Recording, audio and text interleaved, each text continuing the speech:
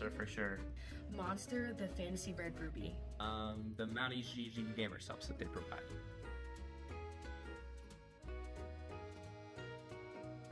Taco Bell, absolutely.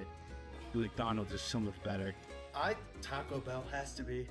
I've eaten too much McDonald's since it's right down the street. McDonald's. I like the Oreo McFlurries. I'm gonna choose Taco Bell because it gives me less stomach problems than McDonald's does.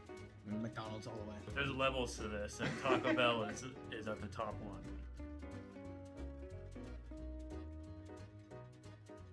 Sheets guy all the way. I actually don't know what Wawa is, but Sheets. I gotta say Wawa. I grew up with Wawa, and I just think the food's better. Sheets is the best thing to grace our planet. I'd have to go with Sheets.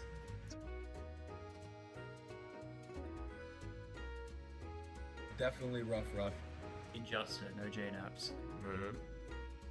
High ground, probably. Probably T-Corral. Either Skippy or T-Corral.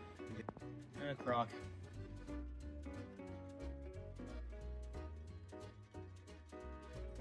Pokemon Red for the Game Boy Color. Webkins. That was the first video game I've ever played. Webkins. Oh my god. League of Legends. Sadly, that was the first game. That's one of the only games that I played. I just enjoy it so much. Mario Kart 7 on the DS.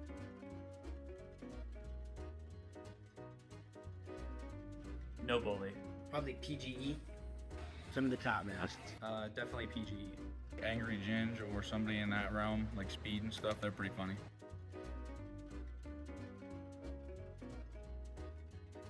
Probably my dorm. Definitely Birchie. I think the pond is one of the greatest schools you can buy. The library, it just got renovated, much nicer, much quieter. Definitely my room. Probably the IT area in the library.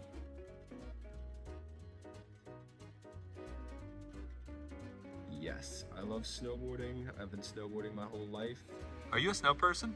Not really. No, I don't really like the cold a whole lot. I prefer summer. Only for playing Snow Day in Rocket League. No. Yeah, I love snow. Oh yeah. I mean, I'm from upstate New York. I love snow. I think it's so fun.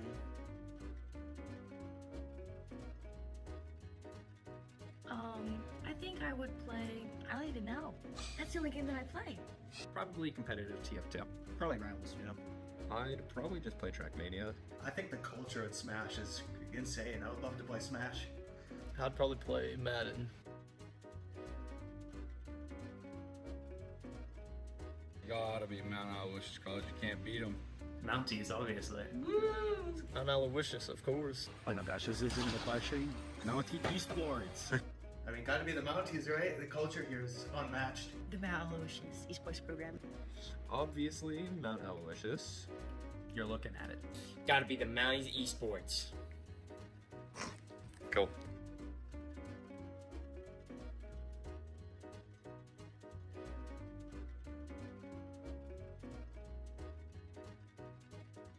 You have more important things in life to think about than your internet.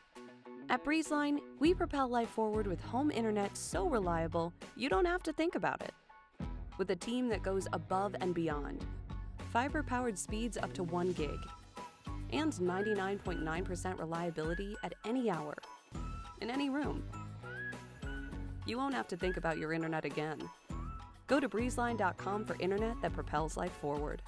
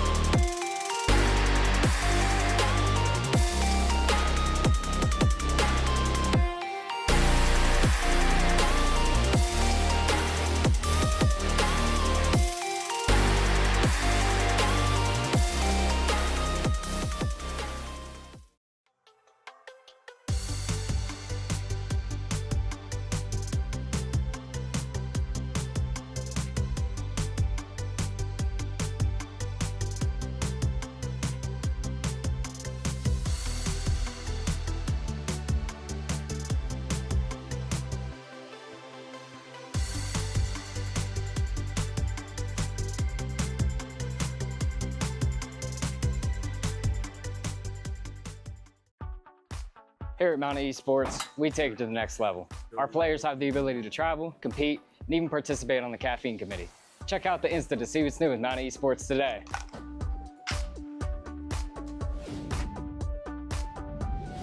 At the Mount, things are, well, elevated. And it's not just because we're on a mountain. The experience at a small college like Mount Aloysius is actually personal. The faculty and staff know my goals. It's a level of support you won't find at other colleges. And the Mount backs it up with career-focused partnerships and majors. As soon as I visited, it just felt like home. That's what makes this place different. Makes college elevated. Mount Aloysius College.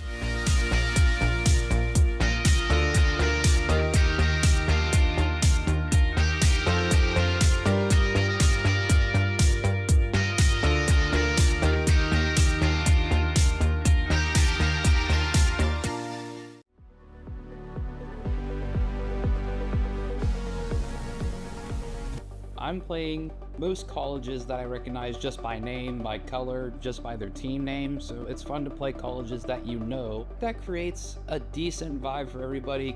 As soon as I walk into the arena, most of the time everyone's in there like an hour early, getting practice in. I just get loud. It's game day.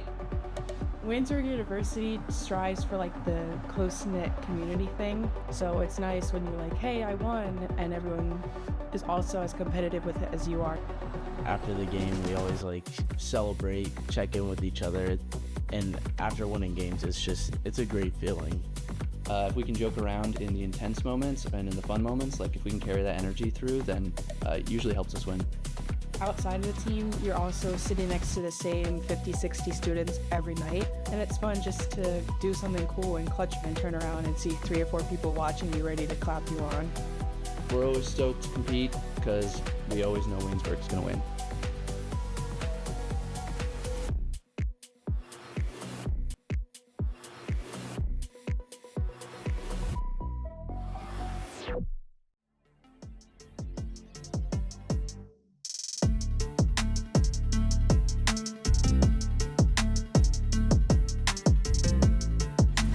South, but they have now regained it by taking out the Cassidy. The anti-nade falls onto the Bastion, and with that being said, it is just a matter of cleaning up the front and back line.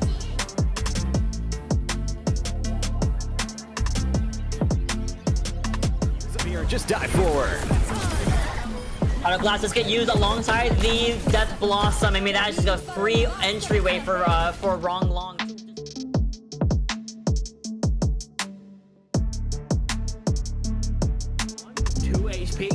0, and slamming the back, walking out of spawn. Home Center simply not allowed to breathe. This is disrespectful. The tank is the one doing the. You can see like DPS players doing this sometimes if they're on a tracer.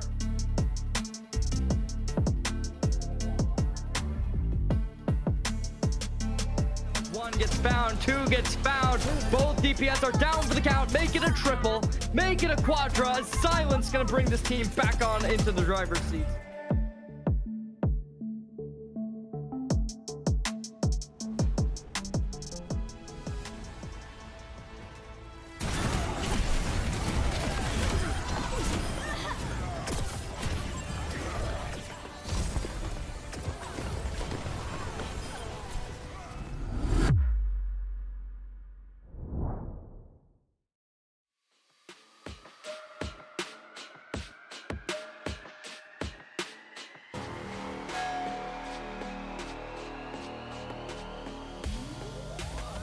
Ceiling. Thought he was gonna get that off the backboard, but he'll just take the ceiling pinch instead.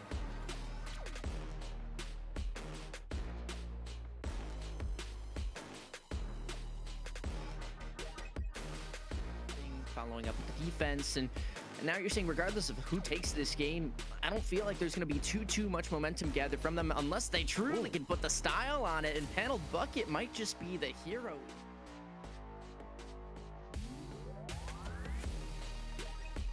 But this time around, it's confirmed not to be deja vu, as the outcome's very different, as this is a quick equalizer for Ben Trafford. There's no deja vu, there's no mystical components of this game.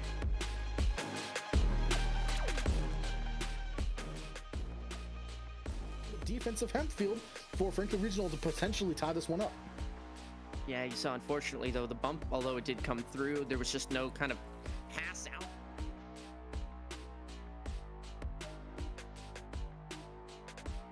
I'm gonna call him you, Pyro, if that's all right with yourself, and we'll work from there. No, you. Oh, you. Oh, my. Nugget. Another one, and it's assisted by you. Look at this passing play. I mean, 3-player passing play down the field.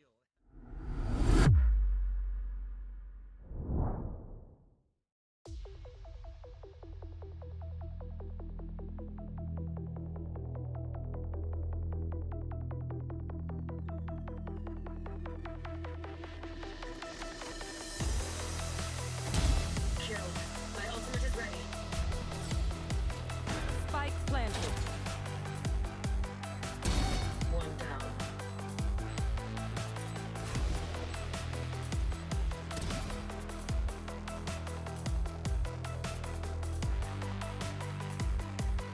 Separate sightlines, but they're not jumping into their tailwinds to get some sort of sightline separation. They're jumping in purely to go for these kills. They're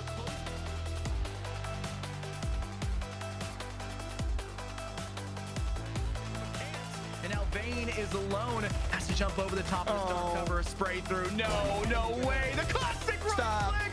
Chance for a second. May happen. No chance for it is carrot cake.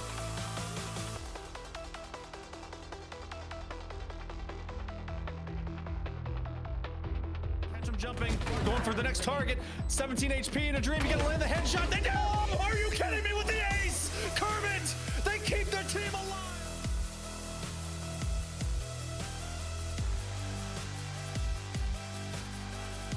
He's gonna touch this one. The well will come up. They're gonna be weakened. They have to land this headshot. They're gonna do so! Balfin Younger. I think they got just enough time. 0.1. Clutch. 0.14.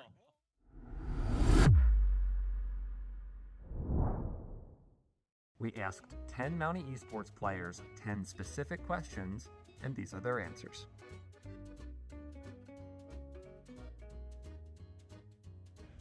Watermelon Ice from Gamer Subs. Ghost Energy, either the cans or the pre-workout, either work. So I used to be a Ghost favorite, but now Too long. White Monster for sure. Monster, the Fantasy Red Ruby. The Mountie GG Gamer Subs that they provide.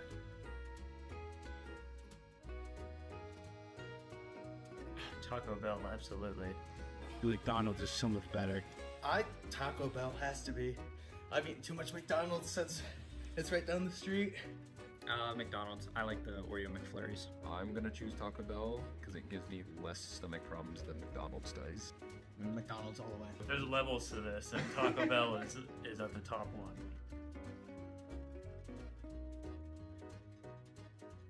Sheets guy all the way. I actually don't know what Wawa is, but Sheets. I gotta say Wawa. I grew up with Wawa, and I just think the food's better. Sheets is the best thing to grace our planet. I'd have to go with Sheets.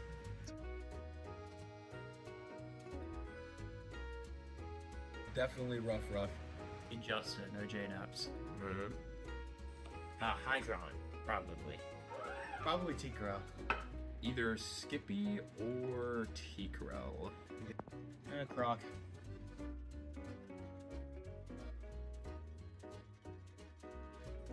Pokemon Red for the Game Boy Color.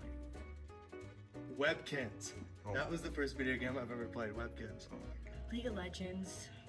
Sadly, that was the first game. That's one of the only games that I played. I just enjoy it so much. Mario Kart 7 on the DS.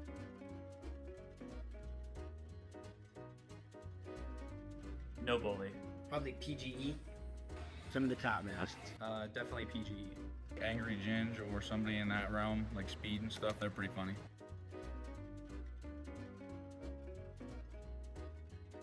Probably my dorm. Definitely Birchie. I think the pond is one of the greatest schools you can get. The library, it just got renovated and much nicer, much quieter. Definitely my room. Probably the IT area in the library.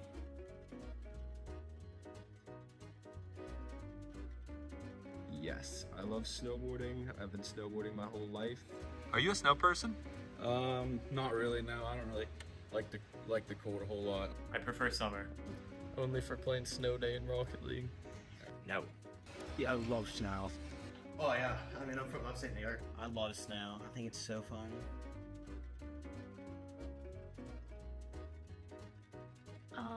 I think I would play, I don't even know. That's the only game that I play. Probably competitive TF2. Probably Rivals, you know. I'd probably just play Trackmania. I think the culture at Smash is insane. I would love to play Smash. I'd probably play Madden. Gotta be Mount Aloysius College. You can't beat them. Mounties, obviously. Mount Aloysius, of course. Oh my gosh, this isn't the question. Mountie esports. I mean, gotta be the Mounties, right? The culture here is unmatched. The Mount Aloysius esports program. Obviously, Mount Aloysius. You're looking at it. Gotta be the Mounties Esports. Cool.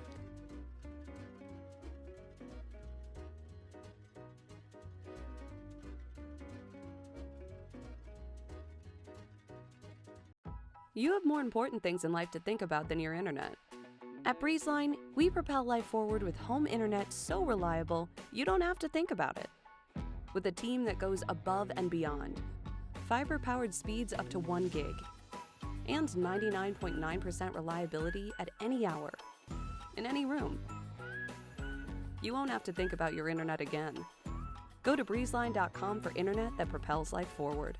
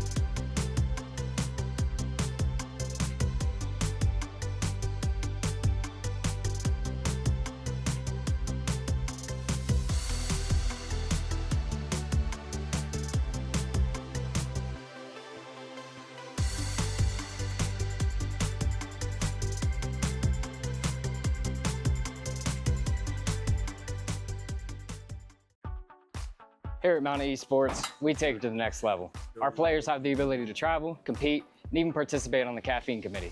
Check out the Insta to see what's new with Mountain Esports today.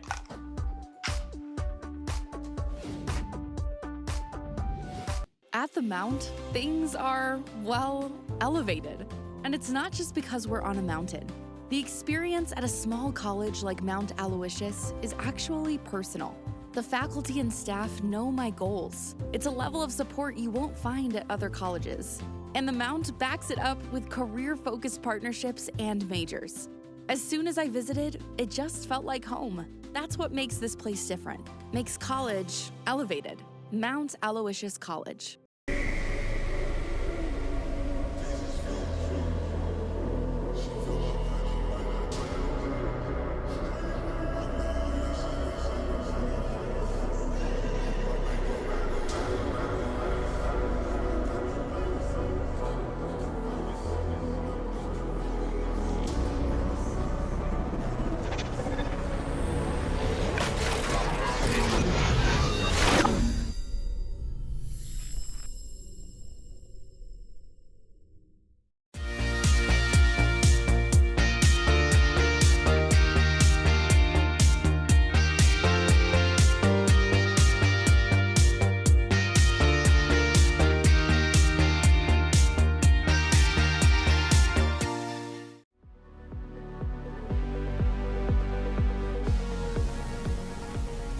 I'm playing most colleges that I recognize just by name, by color, just by their team name, so it's fun to play colleges that you know. That creates a decent vibe for everybody.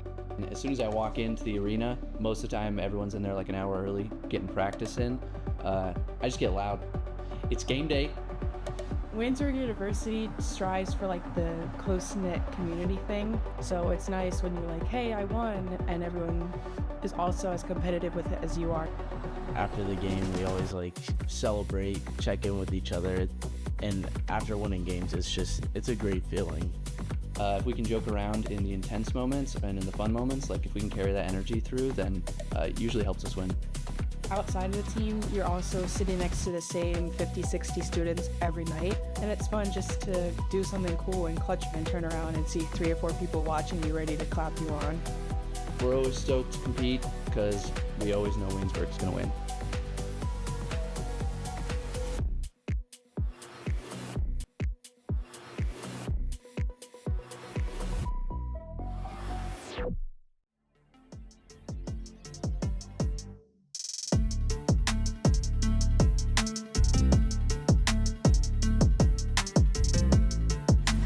South, but they have now regained it by taking out the Cassidy. The anti-nade falls onto the Bastion, and with that being said, it is just a matter of cleaning up the front and back line.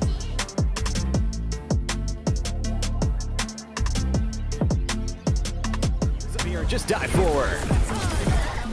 Auto glasses get used alongside the Death Blossom. I mean, that's just a free entryway for Wrong Long.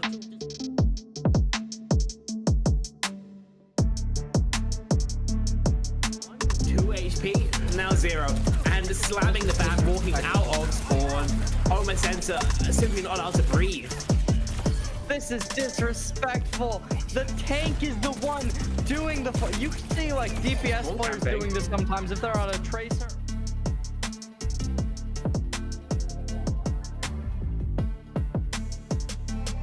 One gets found, 2 gets found. Both DPS are down for the count. Make it a triple, make it a quadra. Silence gonna bring this team back on into the driver's seat.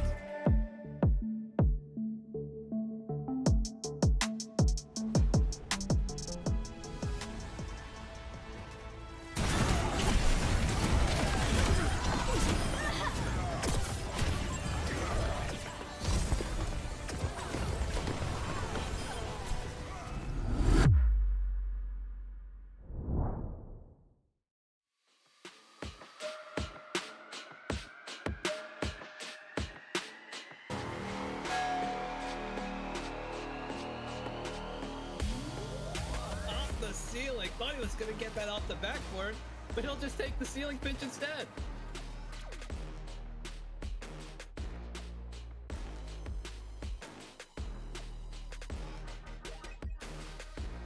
Following up with the defense, and now you're saying regardless of who takes this game, I don't feel like there's going to be too much momentum gathered from them unless they truly can put the style on it, and Panel Bucket might just be the hero.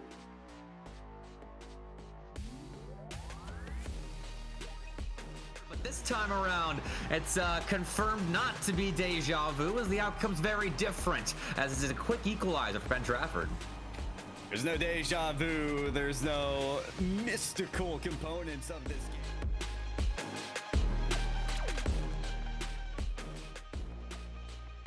Defensive Hempfield for Franklin Regional to potentially tie this one up.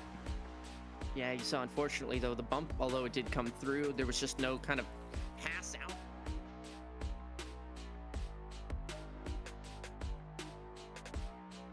Call him you, Pyro, if that's all right with yourself, and we'll work from there. No, you. Oh, you. Oh, my. Nugget.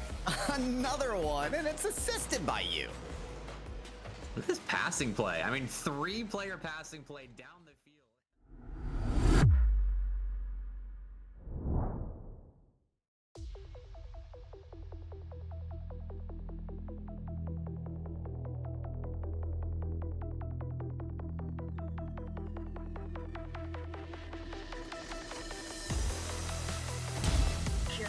My ultimate is ready.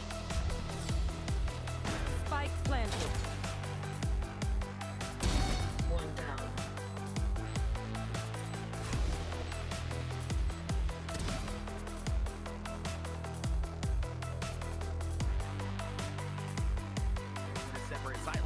but they're not jumping into their tailwinds to get some sort of sightline separation. They're jumping in purely to go for these kills. They're close.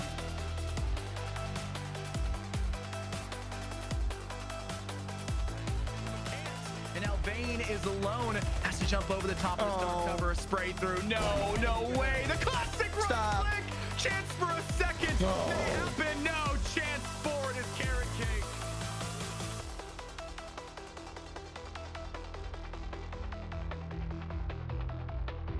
Catch him jumping, going for the next target. 17 HP in a dream. You gotta land the headshot. They do! Are you kidding me with the ace? Kermit! They keep their team alive!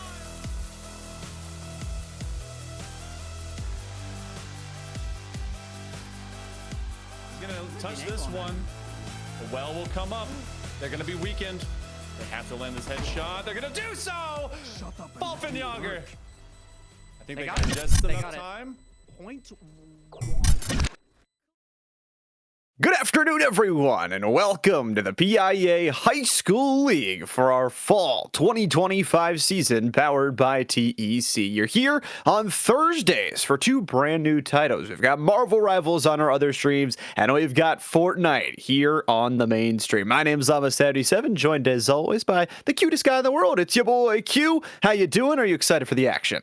Feeling good, excited. You mentioned week number 4 here as far as for some Fortnite action. We're over that midway point. Collective scoring means that now more than ever for our tops of our leaderboard, really going to be having a lock in. So I'm excited for it, Llama. How you been? You excited for Halloween? Of course, yeah. Always excited. I'll be the one handing out candy this year, so a little bit less on the dress up side, but more on the getting to experience all of the neighborhood camaraderie and what have you. So I'm excited about the Fortnite action too, though. We're staying with no builds all the way throughout our season, so really getting to test the gunplay and the natural cover identification of all these different students. And you mentioned cumulative scoring. That makes it even more fun. If you have a bad game or two, you can catch back up in the later weeks. Oh, there's some teams that are going to be looking to catch up. I think, is it safe to say that people are playing for a second right now? That Lower Moreland squad right now, my goodness gracious, 817 points right now through 3 weeks. When you compare that to what everyone else in that top 5 have, especially considering, remember back to week 1, they technically have one less game as well. They weren't able to make themselves into that first game. So, I mean, eliminated Burger, unless they really bottom out in one of these weeks, probably lock in that number 1 seed. But when you look at teams like Penn Trafford, Ephrata, South Fayette, you're still competing for that second spot.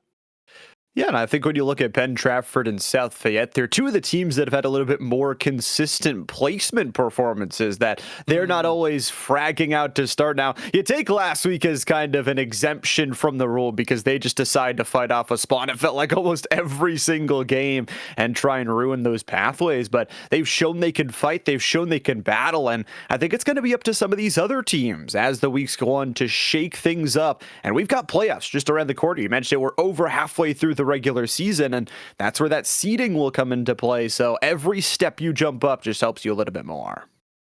Game by game, even you talk about like ring by ring, you mentioned, some teams really kind of taking those fights early. And I think it sounds like today we were right around, I think it was like 20, or not, maybe it was like 18 teams getting ready to jump on, or not, it's 18. My math is awful today. Don't mind me. We're doing duos. I heard we were close to 60, so close to 30 teams. I grew up in the Midwest. Don't mind me. And definitely not PA math. So, I mean, not as stacked of lobbies as we've seen in the past, but that also means that those placement points are a little bit easier to accrue up because you don't have to fight off quite as many teams here, Llama. And it's honestly been somewhat of the natural flow, 3 p.m. kind of right when these kids are getting off of school, getting prepped and ready to go. So usually lobby 1 is a little bit thinner. Lobby 2s and 3s are a little bit bigger and juicier. So like you said, there's two big things. Obviously the placement point's a little bit more easily accessible for a lot of these teams. You eliminate a team, you jump up even more. That multiplier gets even bigger and bigger. Now, on the flip side of that, it also means there's not as much elimination points. So you really do have to find that perfect balance between placements and eliminations. Anyone that we know who's been doing a good job of putting a good kind of combination of the two. We were talking about them earlier. It's the Lower Moreland squad. You mentioned last week, really, we're having fun taking those early engagements, putting themselves into a lot of early fights. Interested to see if they do the same thing here. Remember, actually, thinking back to last week, Llama, game number 3, they messaged our producer and were like, hey, you want to make sure that you're on us when we jump off the battle bus. They were taking early fights even against those big dogs in the lobby. So I'm not sure if they'll be, quite headhunting in the same way, at least not for game number 1. You will see a little bit lighter as far as the lobby. A lot of people dropping early, though. Look at the amount of people that are dropping not only Oxer HQ, but first order base. There's going to be some big time fighting early. That's what we love to see, and I think that can always add a tinge of randomness to the game, but I think especially we've talked about OXR is such a vibrant location that allows you to pick up that OXR rifle. We've seen top players use it to win games constantly, so we'll have to see what goes down. But for Phoebe and Mia Slay, they've already got some competition as there's 2 other teams in the area. Tell you what, those Metro War squads, doesn't matter which duo it is, it always feels like they are more than happy to take early fights here. It does look like Metro War has also had a player fall. You'd mentioned there were a few teams over here, though, so I'm not exactly sure if you're going to be looking to rush to pick anybody up. It does feel like Metro War 10 going to be perfectly fine with just bailing here and trying to keep themselves safe. One thing we've talked about in the past for Fortnite, maybe compared to some of your other BRs, is that respawn timer, like the time that you have to be able to pick up that card, it's a little bit longer. So maybe they'll have the time to be able to circle back and get their duo back into things. 2 teams already off the board here, not even, a minute into things. Let you know just how much these teams are fighting. Make that 3 as another squad is out of here with Glowfire and Flames picking up an elimination. The problem is they are relatively low here on effective HP, and unfortunately the weapon's not too great of quality either to deal that damage, but they've got the team healing. They're going to be able to recoup on this game number 1, and we'll hop on over to another Metro War squad where, like you mentioned, these Metro War crews love to keep on fighting, and it's going to be a nice shots onto Brendan Osama, another one of the firepower duos. That Osama duo taken down to half. Seen the Osama duo really enjoying those early fights as well. Interesting to see them just tucking tail and running, but I guess when you get hit first and hit hard the way that they do, oh, they're gonna get up on out of here. I just saw on our kill feed, Burger and Eliminated already getting down to it early.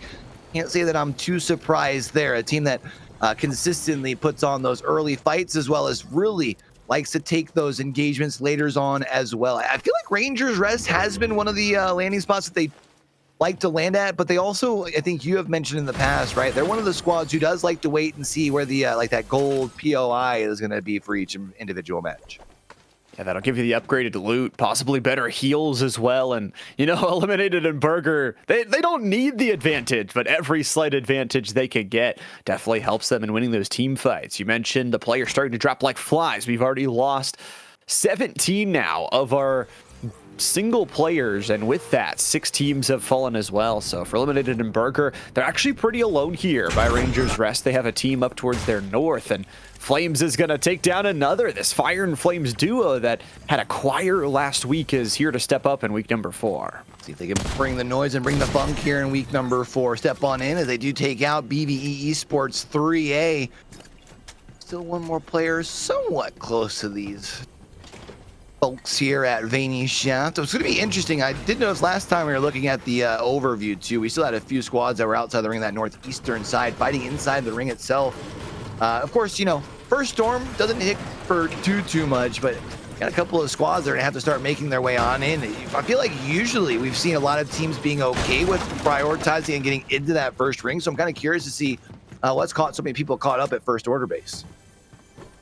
So a lot of really players that just want to try and get this rotation, it seems to feel like, as Chaser going to take down a West Green Pioneer 2 account and has that Wrecker Revolver. We've seen it played by many players who love to access that close range potential, but still the firepower from a pistol will jump on the Pioneer single and get that elimination finished off.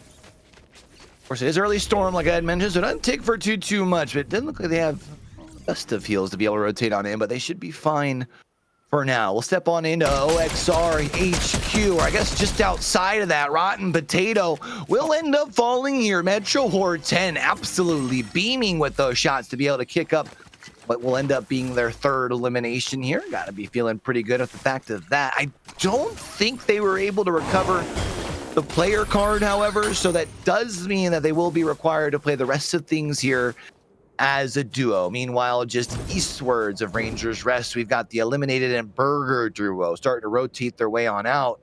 While they don't necessarily have anyone in front of them, we'll have a couple of squads that are starting to rotate in from their 6 as well. Yeah, the spot they landed at, Rangers Rest, has a lot of different places to rotate from, but it also means there's a lot of places that can rotate into them. So a lot of teams around them starting their rotations now in this second storm circle. Eliminated to take down another who's down to 100 HP. Eliminated falls, playing in the downwards cavern. Stupid Salamander gets a 1-for-1 trade. This is one thing that we do see sometimes with this duo, right? Because of the fact that they like to play separate, because of the confidence that they have, sometimes they do just get separated on out, being able to do a great job of interrupting that pickup, though. I think we had mentioned, I think that was last week, 10 seconds can be quite brutal in duos without anybody else really be able to supply cover fire or anything, especially when you have to down a team on one of the aggressive squads like Burger and Eliminated. That second player going to rotate right back around and get that revenge each and every time.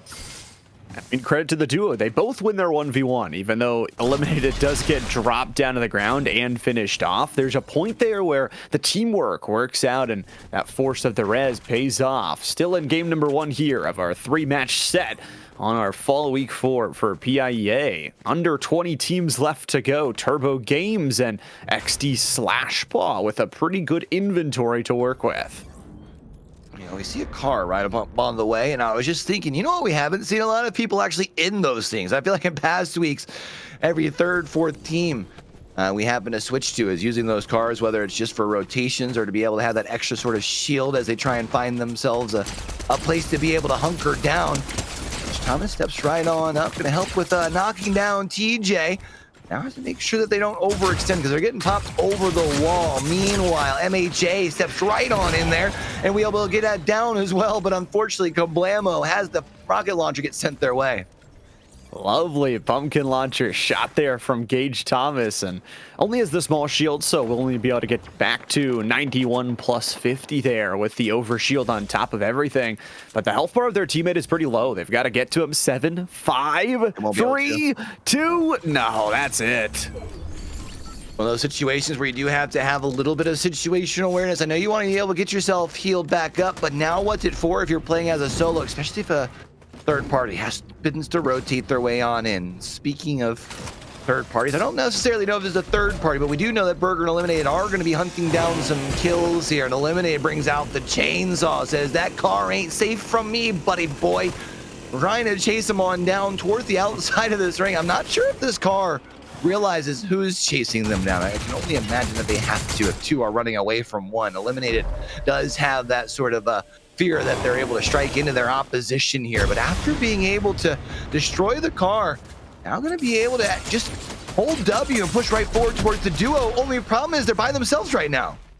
Eliminated getting crunched in here. Maya 2v1. Burger is right on the edge of this one. It's John Litton's taken down at 28 shield. Down on the low ground, a right-sided angle. Burger is just going to fly back to the sky and try and recoup. A huge firestorm coming through. And Red Dinosaur will be bursted down to nothing. Eliminated, and Burger strike again.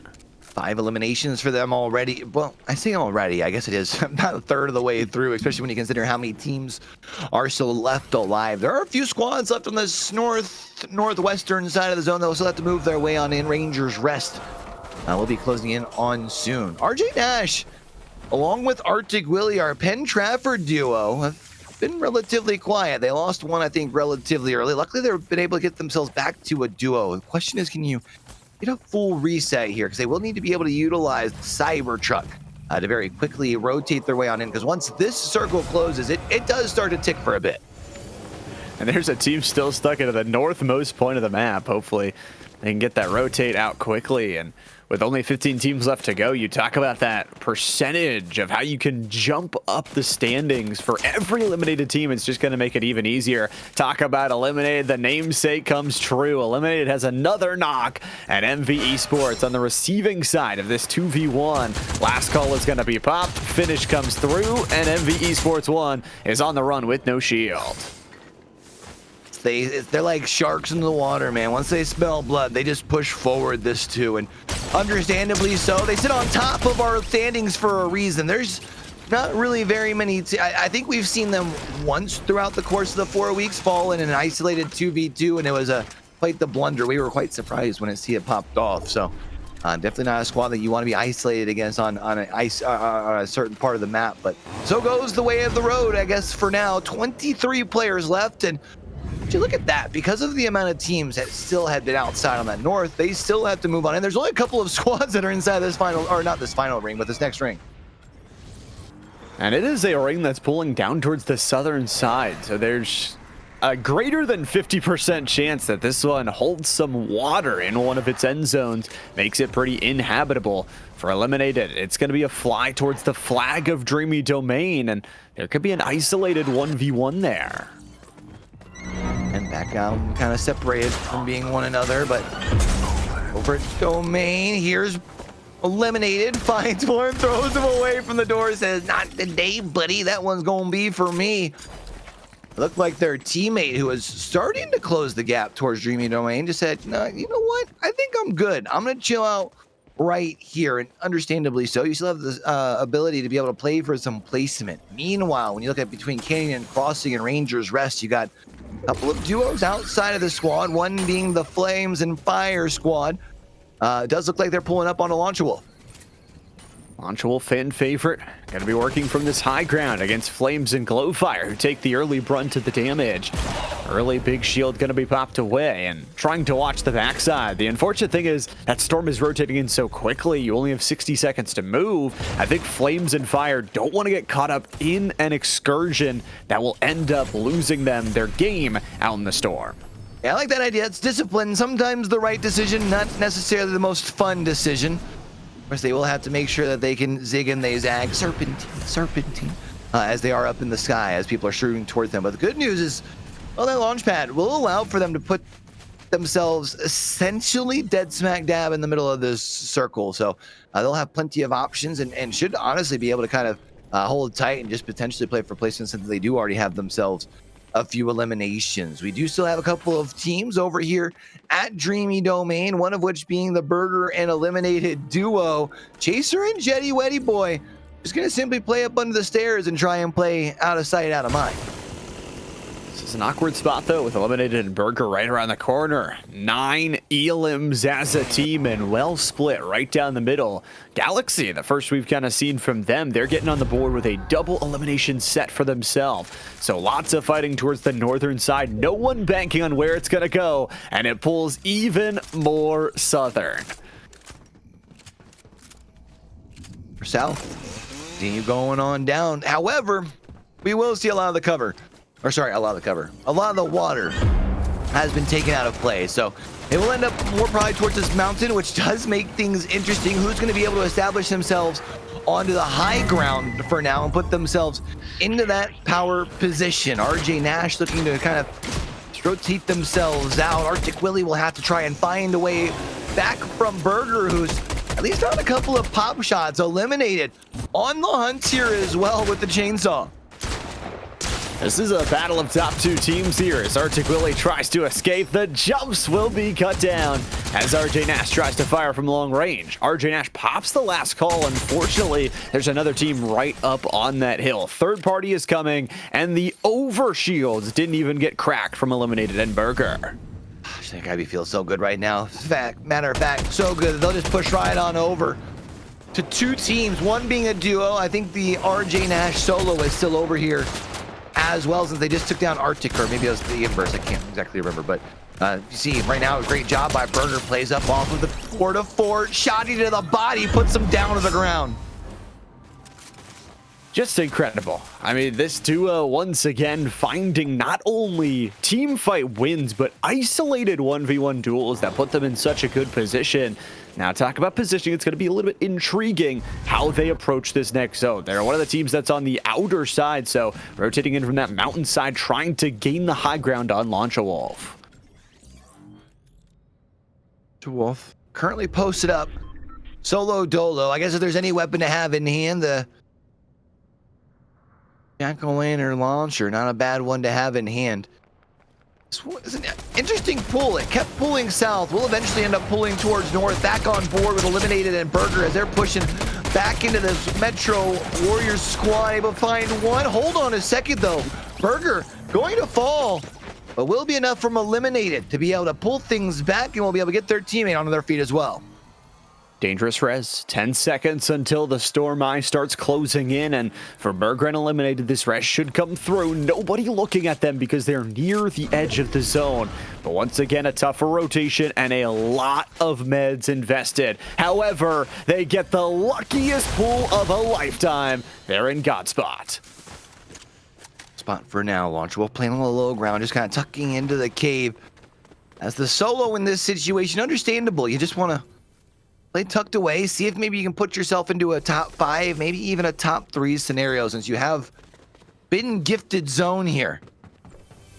So many teams that are still left in this lobby that do like to go on the hunt. So they will have to make sure that they are being plenty quiet down here. One of the teams that's down here with them, Galaxy and Jules, they get even just a sniff of an indication. Surely we'll have no problem pushing towards Launcher Wolf, who is just down the way. I don't think Jules knows that. Also for them, they've got themselves a decent spot there underground. They've got cover above them. Can't have anybody rotating in as far as like from the sky on top of them. I mean, they have really no reason to push either way down this tunnel. Oh, and here it comes. Burger coming back from the death realm into life. Springs into action and takes down the team's 15th elimination. They're eliminating everybody around them just to fight for even longer. It is a zone that's pulled more towards the eastern side. And with all this underground bunker action, relatively, this is going to be a slower ring until it starts closing. Burger surfing on the top of the car, only gets down about halfway down the hill, but I think the big thing here right now for Eliminated Burger, you had mentioned all the underground territory that is currently in play. They're going for the opposite. They want the high ground. They know that they can take fights. They know that they have the beamers on them once they do see those squads. I think also for Eliminated and Burger, as much as they would like to continue picking up eliminations, 12 feels like a pretty good spot to be in while the rest of the lobby continues to dwindle itself down. We had mentioned Jules and Galaxy earlier were underground. They are one of the teams that does have a bit of a rotate here. They've got a couple of squads that are right on the other side, so they'll have to hope that everyone starts pulling on in at that same time. Launcher Wolf being one of the ones left alive, trying to pick a couple, but those shots can't really find any sort of connection. And now as Jules and Galaxy close the distance, no, they're not going to take this fight. I have so many questions. The turnaround, the turn and burn, Galaxy finding an elimination. Launcher Wolf shots were not enough, only cracked the overshield, and they're about to head above ground. They take the porta potty up to the height as RJ Nash is fallen. Metro War was the one to take down the second set of that duo, as now the Metro War team looks for a 2v2. Burger eliminated, cleaning things up. They're getting themselves a couple there. That puts them now up to 17. They still have the ability to pick up to 5 more, depending on how the rest of this lobby goes. There's one of those 5. Which I guess my map might be a little bit wrong. Well, no, yeah, there's still 4 more left. 2 duos left on the board here at this point. So if Burger and Eliminated can find the duos and isolate them here, they do have the ability to put themselves not only over 20 points, but have, I mean, honestly, a massive win here. All 3 of these teams are in the top 5. Benji and Prolon currently sitting at 5th place, but here's Benji who gets knocked immediately. It's the close range Wrecker Revolver, and just 2 solos stand in the way of another victory royale. Last call dagger miss, eliminated, blunders the fight, and now it's 3 solos that are left alive. You know, I like the confidence to go for the play. This late though, you might just want to take the elimination. Jules, Prolon, Burger, 1v1, and Jules does have the priority as far as for the zone. Not only that, but Prolon and Burger currently in an engagement might be able to pick up the scraps here from the third party, especially if they're just going to take rid of some of that cover as well. Kind of opens up this fight just a little bit more. Oh, Prolon's gonna go down to the artillery strike, and Burger, worse for wear. Shotgun from close range. Wrecker revolver trying to find the tree line. But a good shot early. It's Burger that replenishes, and that overshield cracked by just 30. A straight up 1v1 here. Who will take it? South Fayette versus Lower Moreland as Jules recollects the high ground. I really like this play. You go up to the high ground. You have the advantage here. Don't care how strong you are. When you have the high ground, it's over. Or at least that's what Anakin taught me. And that's exactly what Jules proves once more here, as it will be Galaxy and Jules being able to take home game number 1, picking up 7 additional eliminations on the way as well. South Fayette reigned supreme here in this game number 1. Fall week 4 will go to the Lions, and a really good start for them, I think, to play patient. This is a team that didn't have as many eliminations as they're used to, but finding those high ground positions, finding 1v1 fights, and then winning a 2v2 against Eliminated and Burger. Just crazy to see. Perfectly timed artillery strikes, perfectly timed utility, and that's going to feel really good. But on the other side, I think for both of our first place and fifth place teams respectively, they're not going to feel too shabby either. No, I think honestly a lot of that top 5 in that last lobby has to be feeling pretty solid. But for South Fayette, they came into this 8 points behind that second place. We had talked about how it felt like a race for a second. So to be able to come in here, week number 4, week number 4, same thing. Game number 1, to be able to put up, even if it is just 7 elims on the win. Remember, wins do bring you a pretty decent amount of points. So, hey, you know what? You take what you can get. And they took everything. It feels like for those top couple teams, they're able to take a lot of the interesting fights. And I really liked how that ring actually evolved, where Eliminated and Burger didn't have a chance to go through and take down every single team because of that high ground differential. We saw Launch Wolf down the low ground make themselves into a top 10. That feels really good for the squad as well. So it's all about building things on top of one another. Well, game number 1 done and dusted. I know we usually like to do some breakdown across all of our titles, because if you've only been over here for Fortnite, know that we have a whole slew of things here at PIA. I mean, Overwatch, Valorant. You mentioned we've got Marvel Rivals, Rocket League as well, and who knows, maybe bring in some other titles in the future. So if you haven't shown up on Monday through Wednesday, make sure you do. But we're going to go ahead and take ourselves a quick break, because our man in the back's working pretty hard, not only doing all the production and the spectating, but also doing the admin of getting the lobby set on up. So let's go ahead and grab ourselves a quick drink of water, grab yourself a schnickety snack. And on the other side here, we'll bring back game number 2 right after this.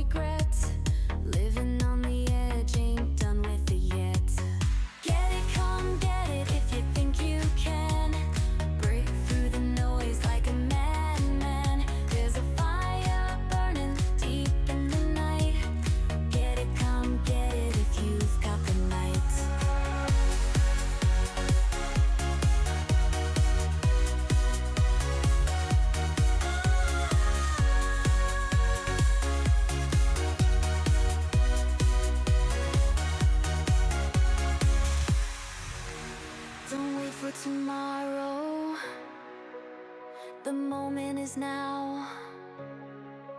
With a heart full of thunder, don't ask why or how. In the ruins of glory, find your ticket to ride. It's a roller coaster, baby. Buckle up for the ride. Get it, come get it if you think you can. Break through the noise like a madman. There's a fire burning deep in the night. Get it, come get it if you've got the night.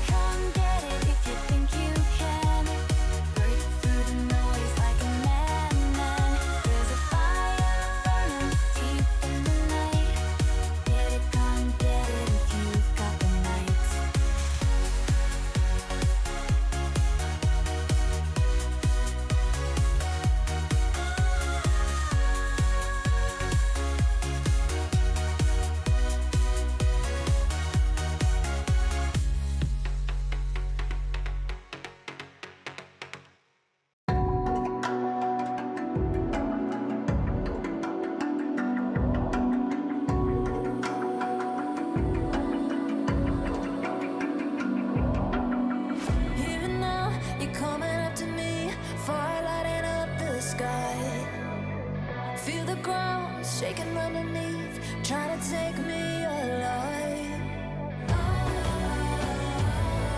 Get ready for the fallout.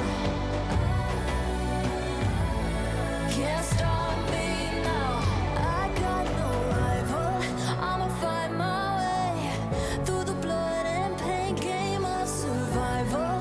Any time or place, watch 'em run away. I got none. I'll be standing. Never gonna take my throne. I got no rival.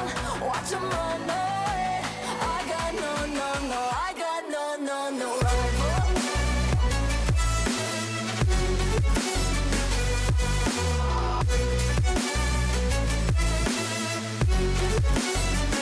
No rival.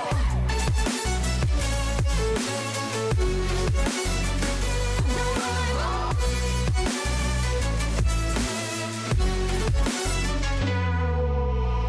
Tell me now, what you gonna do? We can do this face to face. The reckoning is coming real soon. Doesn't matter what you say. Try to tell you this is my moment. Can't take mine 'cause I own it. Don't you know that I'm locked and unloaded? You're out of focus. Get ready for the fallout. Can't stop me now. I got no rival. I'ma find my way through the blood and pain game of survival. Any time or place, watch 'em run away. I got no. I'll be standing on my own. Never gonna take my phone. I got no rival. Watch 'em run away. I got no. I got no rival.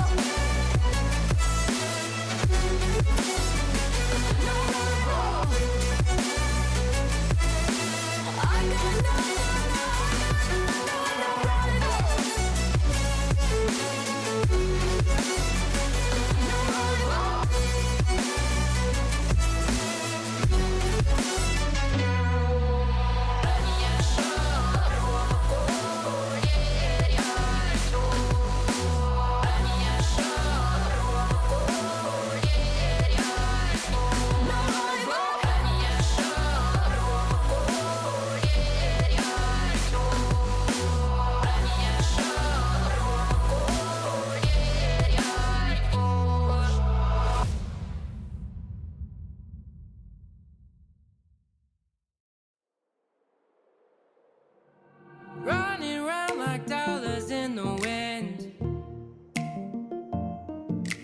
bending over backwards just to let you in. told you that one day ain't never enough. You tell me I hate you, I still call you up. If we don't got trust, we can never have love. I was putting in the hours, I was. But you were calling me a liar, liar, liar, liar, liar. I've been putting in the hours, I was. And it's coming down to now and now and now and now and never. I was putting in the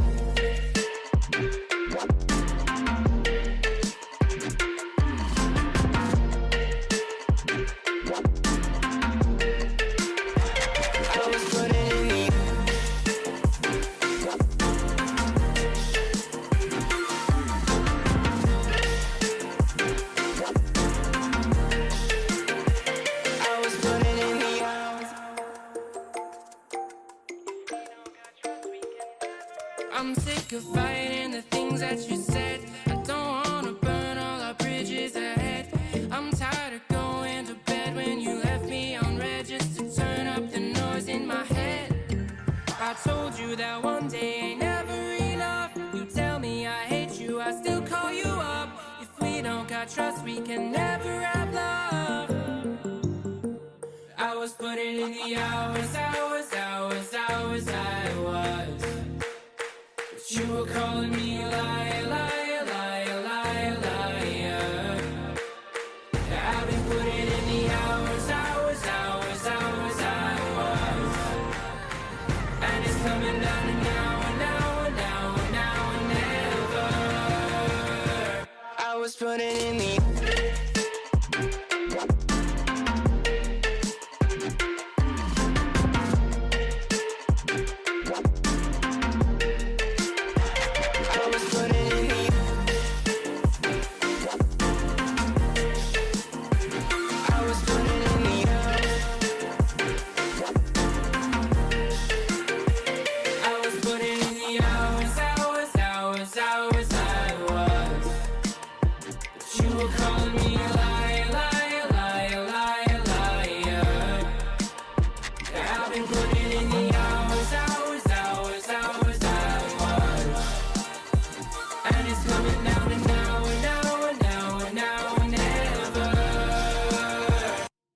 putting in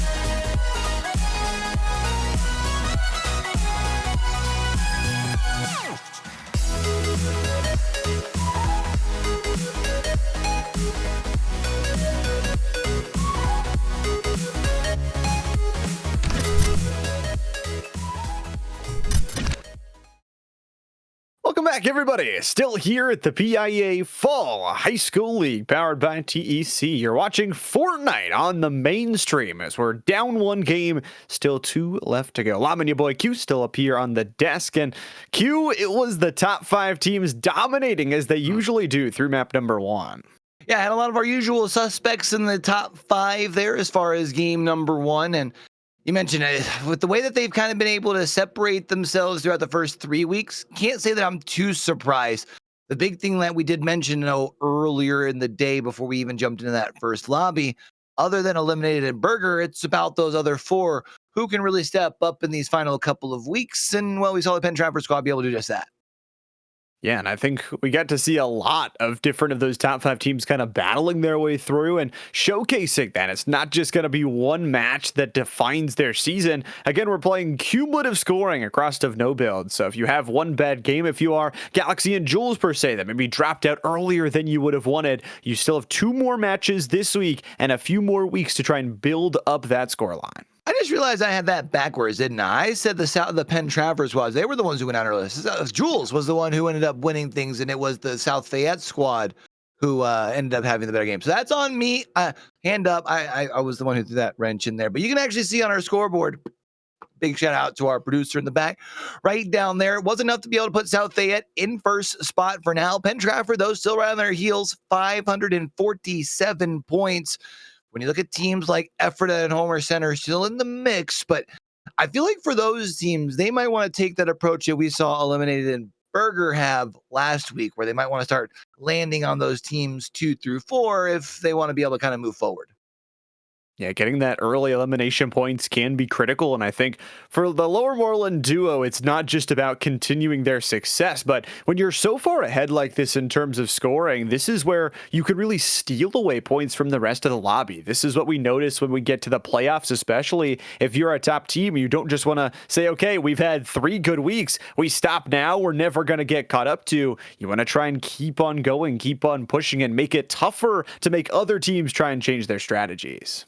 Well, anything we know about this Lower Moreland duo, especially from seeing how much they or how well they perform in Fortnite outside of PIA, I don't think they're letting up. And even from what we've seen from South Fayette, Ephrata, Homer Center, and Penn Trafford, I don't think they're letting their foot up off the gas either, which is going to make this top 5 really interesting moving forward here.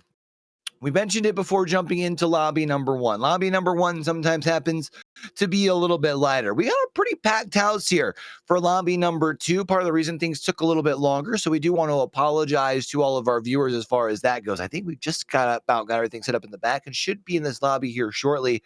But of course, with more teams means more early fighting, and for some of these teams who maybe want to put themselves into this conversation, the top 5, have a chance to be able to take those early fights and do just that. And I think that's ideal. I think there somewhat has to be a play style change. If you're a team that's a little bit further behind outside of those, I would say top 5 is the safety zone right now. Yeah. You either have to say, okay, if we've been playing too aggressive, do we need to tone it back a little bit? Do we need more placement points? Or are we not having enough loot early on where Eliminated Burger roll up on us and we've got white guns in the inventory? All of a sudden, maybe you're looking to fight a little bit more. So it'll be interesting to see how all of those teams adapt, because we've still got 2 more weeks left and 2 more games today in the regular season. That is a lot of time to catch back up. 8 games, you can really put on a big difference as far as those points, especially if you do catch fire. So again, for some of those teams just outside the top 5, and while we are showing just the top 5 on screen now, some of those teams that are just outside of this conversation aren't too far. Albert Gallatin at 322, 3 points away from that number 5 spot. So you do have a couple of squads who can very well put themselves into the conversation. Even just today, a good solid finish. You don't even necessarily need to like pop off when you're talking about wanting to put yourself into that position here. So I think the big thing is you take it game by game. 8 games left as far as in the series, and I'm trying to think. I do believe we got Fortnite back next semester as well. So for some of the teams who maybe didn't have the start they were looking for, it's just about kind of sharpening the skills a little bit and preparing for spring.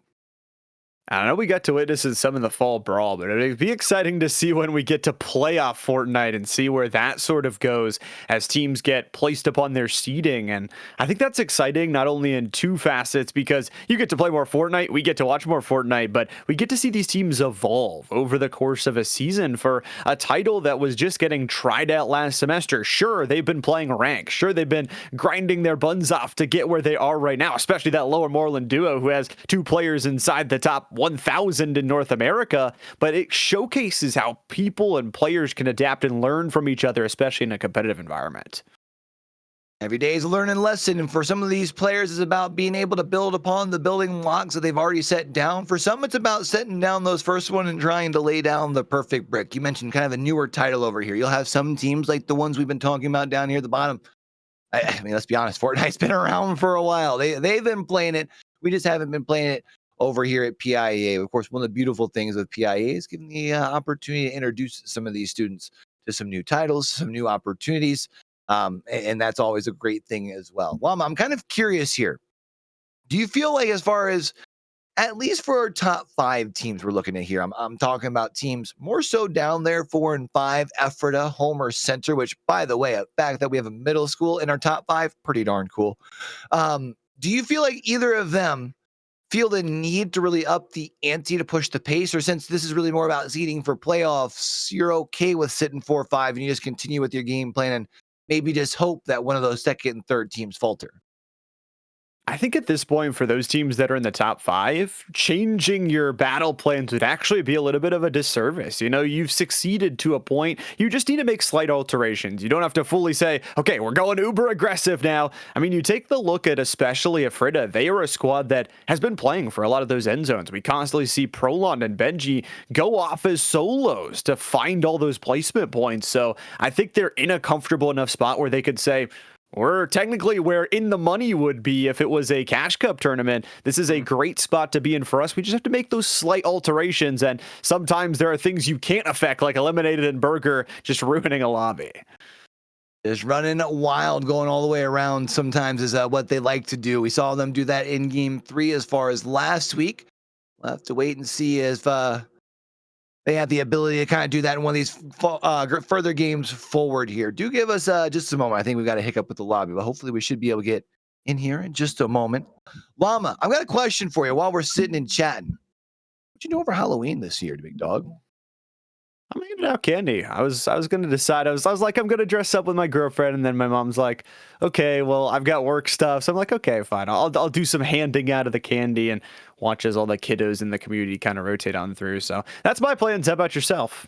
I'm excited. Today we've got our town's Halloween parade, which I'll be heading out to pretty much as soon as we get done here today. And then tomorrow is trick-or-treating. We did a family costume idea. We've got the TY Beanie Babies, and they've been an absolute hit. Also, pretty cheap and easy idea. You just get yourself some, PJs. You make yourself the TY little tags, plug them in, and you're good to go. Honestly, been a lot of fun this year. Yeah, it's a lot of fun, especially as we kind of rotate into holiday season. We'll get into some little bit bigger breaks, it feels like, especially for some of the kids who are going to go on Christmas break. And then for me, my joy of college football gets to ramp up into the playoffs. But more joy than any, we've got map number 2 headed straight to your screens. Let's get down to it. Got us a battle bus that basically splits the map. Probably one of my favorite ones to see because it's going from east to west.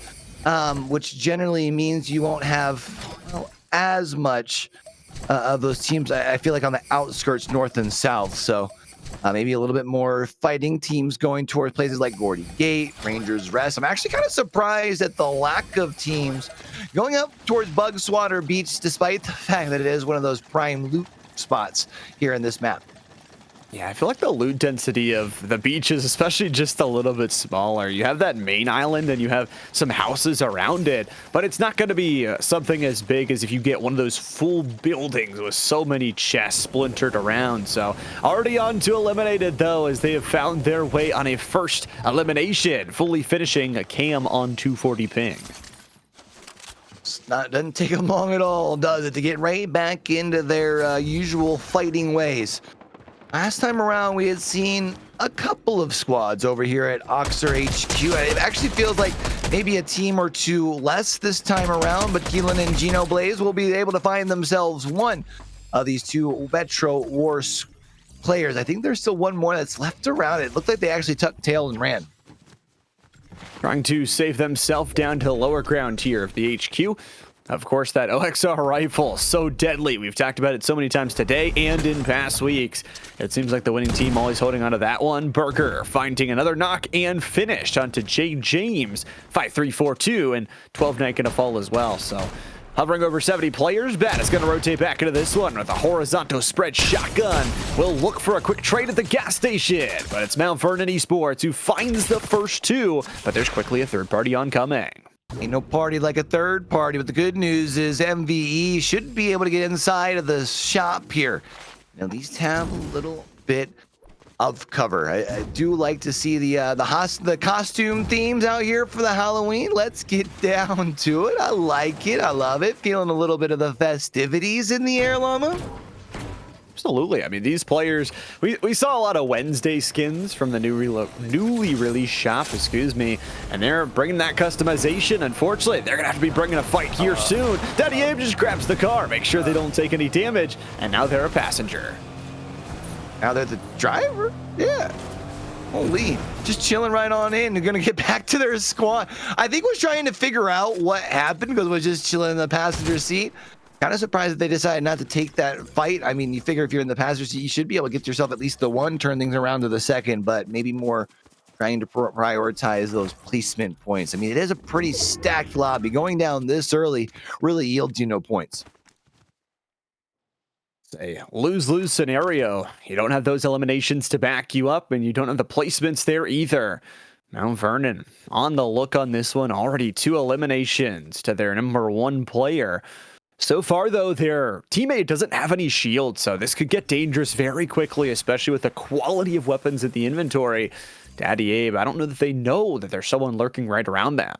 I actually like the trigger discipline. They just slide down to get with their teammates instead of quickly firing shots, but you can see the duo that they were sitting on board with have actually went ahead and hit the gas. They're running on up on out of here as they're going to try and find themselves a little bit more loot. I'm actually kind of surprised, as much as we saw some earlier pop-off. I think we actually saw 5 eliminations from that Burger and Eliminated duo. Surprised we didn't see more. I mean, we had 76 players as far as in the lobby when things got started off. RJ Nash and Arctic Willie, they were one of the top 5 squads that you had mentioned in game number 1, went out a little bit earlier than others. This time around, they'll be able to find themselves a relatively early fight, and that looked super clean. That stake shotgun is so deadly at close range, and using it on that right side peak as well just absolutely blows up the team fight. Lots of players dropping, 21 to be exact, have dropped out of our game number 2, but only 8 squads gone, so that tells you a lot of solos starting to escape all around the map. And as this zone pulls further down south, it'll be interesting to see where it pulls for zone 2. We'll end up getting another more southern zone. I mean, so much of the map obviously still in play now. It's hard to call where it's at. Looks like we've still got a few fights going on across the map words here, but it looks like most of the POIs have pretty well dwindled themselves down to like just a pair of teams. It doesn't look like we've got, well, except for maybe up in that top right-hand corner. It is kind of popping, and the zone closing in as well. Wildman trying to stay alive, but one of the Metro War duos will be able to pick up another pair of eliminations. You said it last game. It feels like whenever we spectate a Metro War team, they're always finding themselves into a fight, eliminated down to half HP, eliminated taking down. So all of a sudden, it's down to Burger to try and clutch up this fight as XD Slashbot takes down the first. Burger sprang down the second, and the Wrecker Revolver should make it a 1v1. Not trying to find a way to get eliminated back into things. If there's anything we've seen from this duo through the first half of our play over here at PIEA, Burger isn't going to be a solo for too long, but also being a solo isn't going to stop them from pushing towards anybody else over here at Canyon Crossing, putting themselves quickly over towards Slashpaw. Nice shot there to get you down just to health, playing ring around the rosy. Up the stairs you go, Z, and Slashpaw doing a great job of being able to stay alive for now, but eventually will end up in the crosshairs. Burger finds themselves a 4th. 6 team eliminations already, and another isolated 1v1. That eliminated goes down, so we'll see if any team tries to pounce on the fact that they now have to hit one of those res vans. Fire and Flames, a distinguished duo holding on top of the barnyard in Freaky Fields. I think what they're concerned about most is just playing this high ground. There's a lot of water around them, but there's actually no players close by. So they looted really well. They've got a good position. Maybe they're gambling that the zone pulls this way. It's an interesting look, right? Because they are the only ones around. You figure they could probably realize that it's about that time where there's only a single squad, if not a pair of duos on the next POI over. And a team that I feel like often we see has no problem taking those fights. But otherwise, Big Tonka.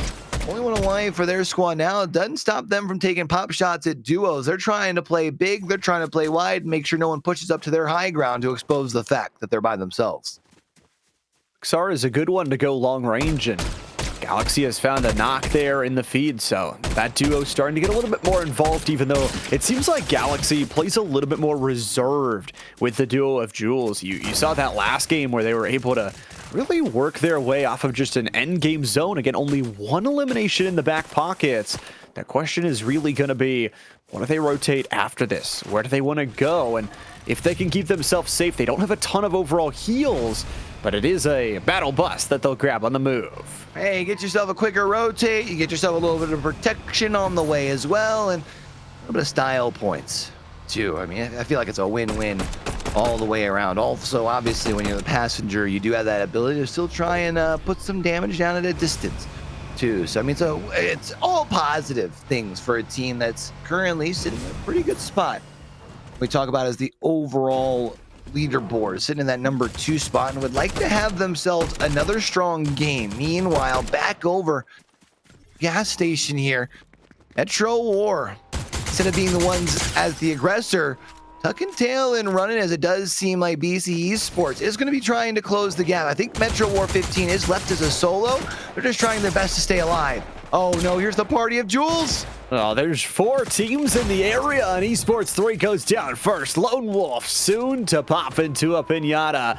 Jules gets the one, Galaxy gets the second, and now they're going to rotate back inside. Again, still 2 more teams in the area. Searching inside the window, but doesn't look. Aerial. Jules somehow dodges them away, but works the right side angle. Ricker Revolver cracks the overshield, cracks the regular shield, and they win the 2v2 team fight. Yeah, Galaxy pushes in the building and gets the second, right? So now they just have to do a quick reset. They hear that third party moving in, because, of course, reason a third party is the best is the third party don't stop, right? It's now Arctic Willie and RJ Nash pulling up.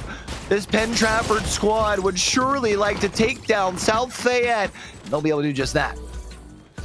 The timing is critical there on that one. We talked about the soft side rotate in. That means less than half of our players left to go, but that also means one of those critical top 3 teams out of the lobby. And this was the story last week as well for RJ Nash and Arctic Willie, so often trying to fight against Galaxy and Jules. This time it works out. The North once again very encumbered by teams.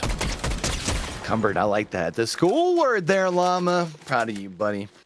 What's it mean? No, I'm just rotate in down south. Of course, you mentioned a lot of these teams on the northern side. Fights being cleaned up here as Metro War currently sitting on 5 eliminations, but will be able to make their way in towards this zone without really much resistance either. They will have to worry about a singular duo that is sitting just to their south. The problem being they can't really rotate towards the rest of the west, as there is a pair of fights going on over there. However, if they end up landing on this duo, they're trying to go for a revive. They could actually pick themselves up some free KP, but I don't know if they'll be able to see them inside of this bush.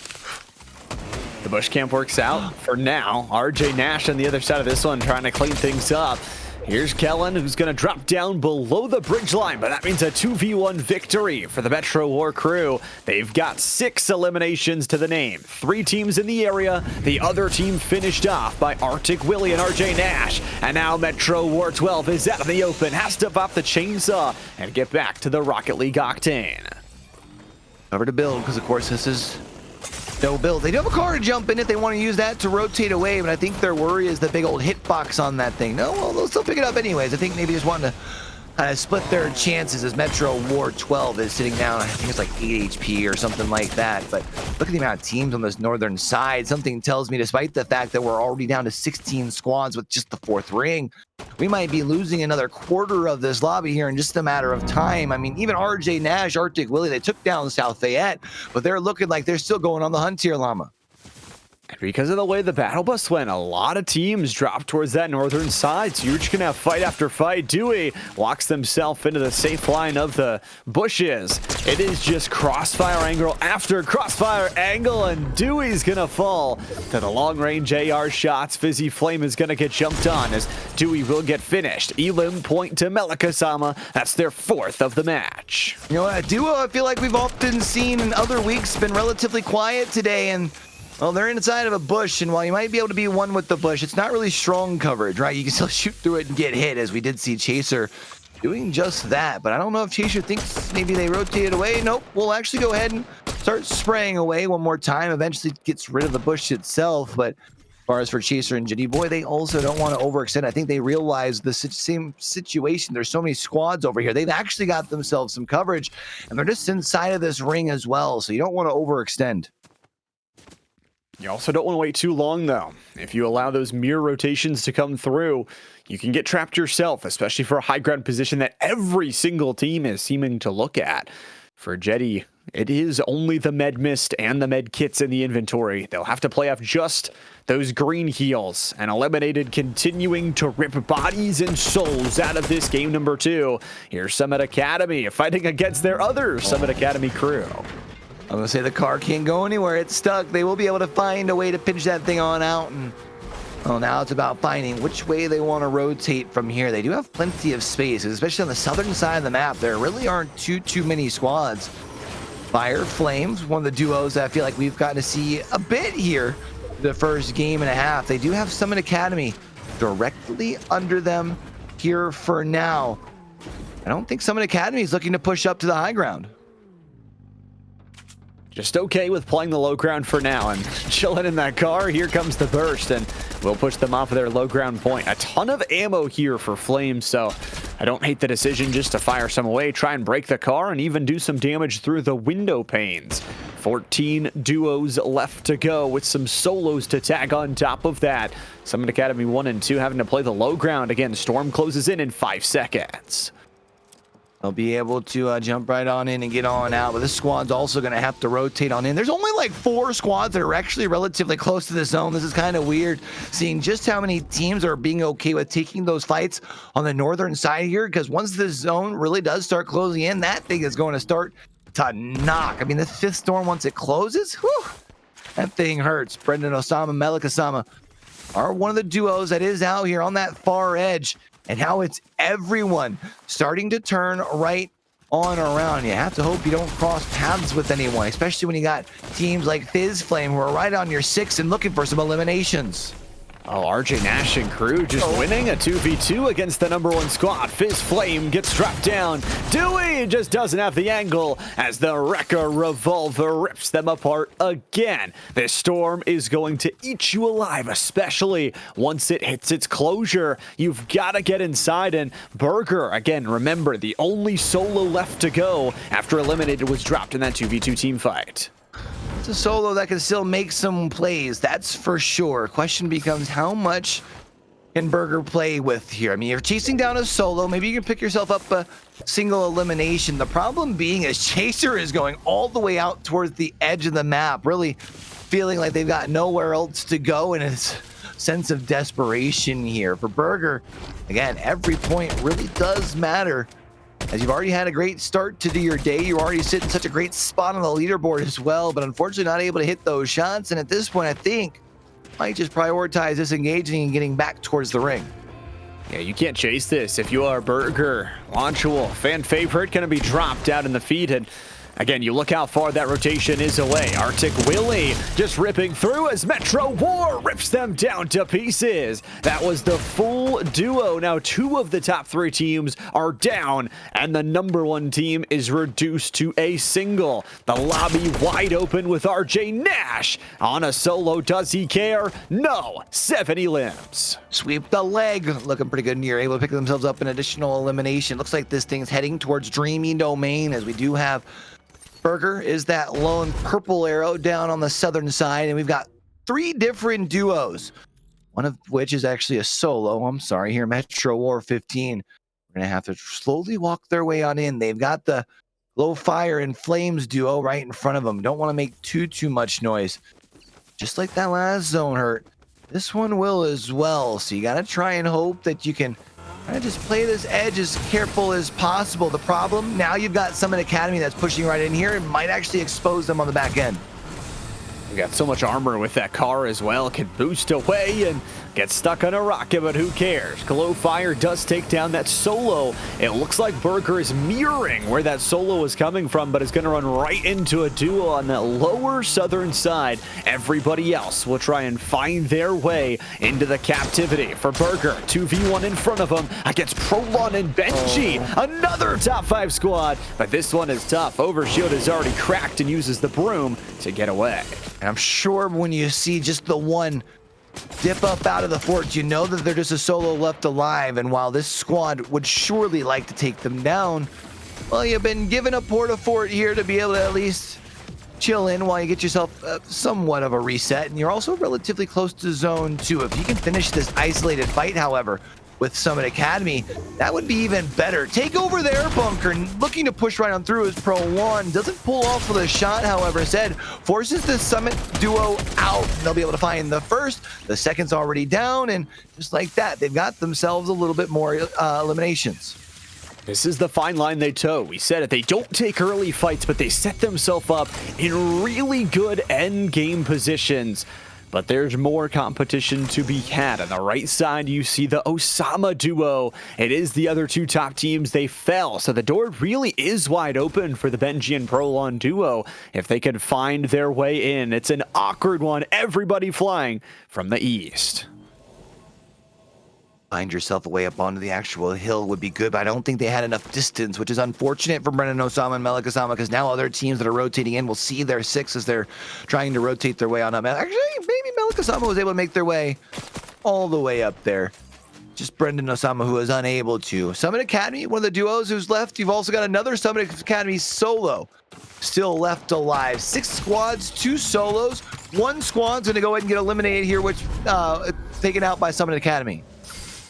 The Academy doing a good job to clear their backside, but not before Melik Osama scopes them down and takes them out. This is where things get truly exciting. The low ground play of Prolon and Benji. They're so patient. Summit Academy and Chaser encroaching on this right side. Look, Chasers burst out of the sky. And Melik Osama says, you are next, Summit Academy. Full 3 duos and an endgame stare down. I really like the discipline shown, though. You don't push directly into the low ground. You just try and reposition to find the angle. And, well, not quite going to be able to find it there. Now be able to play from this high ground. See if they can pick their angles. They'll still have one more squad on the far side, or not even a squad, it's a solo player that's on the far side that could potentially keep them at bay. Now as the ring is starting to rotate on in, they kind of have this storm on their back, and everyone could potentially be looking their way. This is where decisions are critical, and especially those long-range snipers help out. Has the Sentinel in the inventory of one of the best varieties in the game. Long shot doesn't connect, still 3 duos alive, but you have to stay on this hill line. If you drop down, if you're Prolon and Benji, you're just hoping they fight each other. You're hoping no one looks at you because there is really no cover and they've got no bunkers to work with, but the Mad Lads take the shots anyway. Benji cracks him down to 50. Are we going in the storm? That's giving away damage that you don't need to, and now they're in trouble. Prolonged already down. Benji trying to place just behind a tree itself. Luckily, though, everyone else will be pushed back into the high ground. That might give them a chance to be able to third party this. Melik Osama down. Brendan Osama will be able to clutch things on up. And it's now a 1v1. And the player who is stuck behind the tree now has the opportunity to fire away at Brendan Osama, who has no cover to play around and might just be able to pull this thing off here for Ephrata. Oh, this thing's gonna stall, isn't it, when that storm hits its maker? Brendan Osama chunked down below the shield line. Sniper is watching. OXR rifle ready to deliver. Sentinel pulled out to jump inside. Brendan Osama is not healthy. The shots to the body, missing. Brendan Osama jumping, and finally, Prolon and Benji get their get back. Ephrata will put themselves in a VR position. That's big here for Ephrata. They were one of those squads that was in that 4-5 position. And while, yeah, maybe you could sit and say 3 eliminations is not much, they are going to get themselves a good handful of placement points coming out on top. And you saw teams that were above them in the leaderboard going out somewhat early. Might give us a nice little shakeup. That was really fun, and I think that's their play style. They don't need to go uber aggressive. They play those end zones so well, even losing a player in all the chaos, deciding, okay, you know what? That is the decision. We're not going to play the high ground. Let those other 2 teams fight. We'll just relax. We'll wait. We'll pop a few shots here and there, and then we'll pounce when the time is right. So all 3 of those final teams, it feels like almost brand new names, especially for the Summit Academy crew. They did a really good job at eliminating everybody in their pathway and then taking up a really good hill position. Love seeing new names popping up, starting to make a name for themselves. Because again, while fall may be coming down the back half here, most teams really kind of keeping their eyes set on states towards the end of spring. So that's what it's really all about. We're 2/3 of the way through the day. I know we had a little bit of a longer break in between games 1 and 2. We're going to try and see if we can cut that down in half for you, or at least cut it down a little bit before we head into game number 3. So we're going to go ahead and take ourselves a quick little break here. But on the other side, we'll have our last game of Fortnite here for PIEA after this.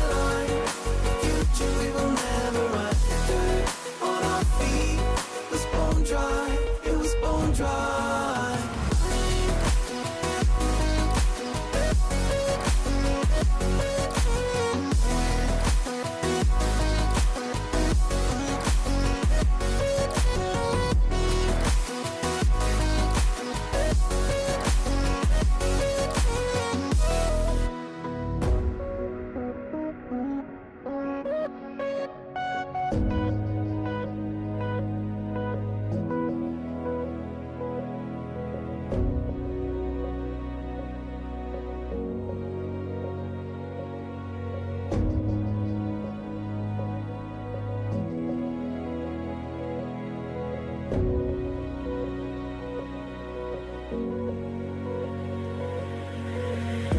another goal is all we needed.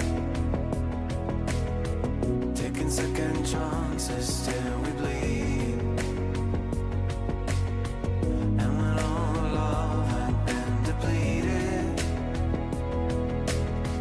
we had but no choice to concede. As the stars were dancing in that line, past the we could never run. Oh, they were dancing way up high. Stars were dancing in that line. Future we will never run. Dirt on our feet was bone dry. It was bone dry.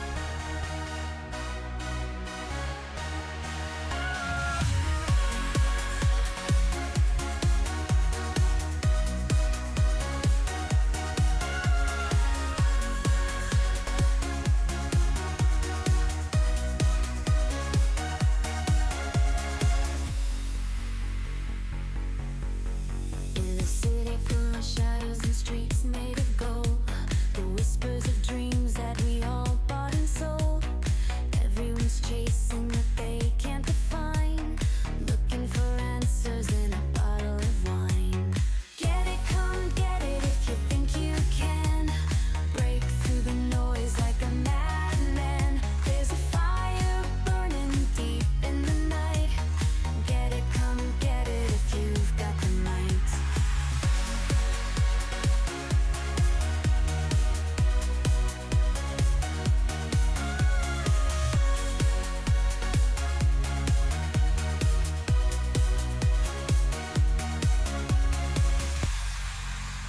The neon lights flicker and the crowd's on the brink.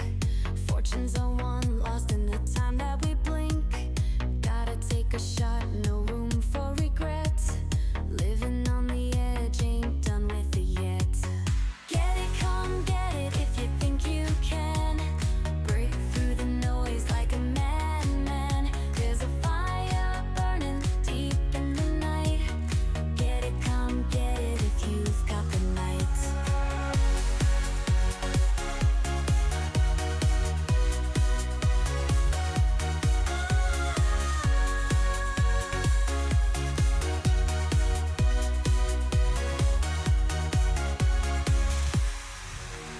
Don't wait for tomorrow.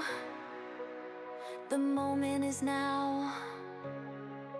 With a heart full of thunder, don't ask why or how.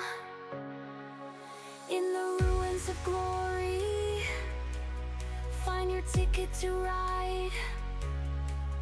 It's a roller coaster, baby. Buckle up for the ride. Get it, come get it if you think you can.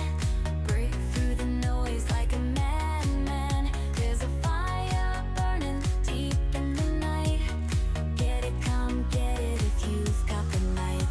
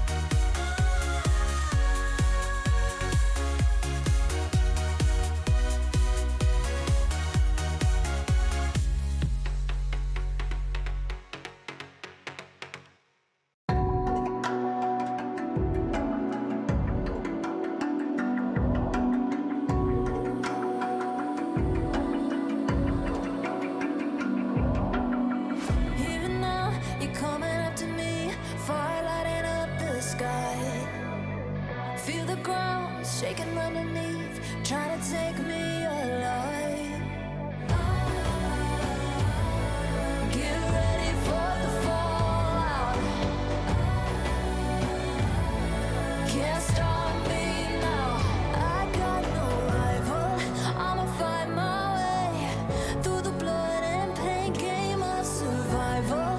Any time or place, watch 'em run away. I got none. I'll be standing on my own, never gonna take my throne. I got no rival. Watch 'em run away. I got no, no, no. I got no, no, no rival.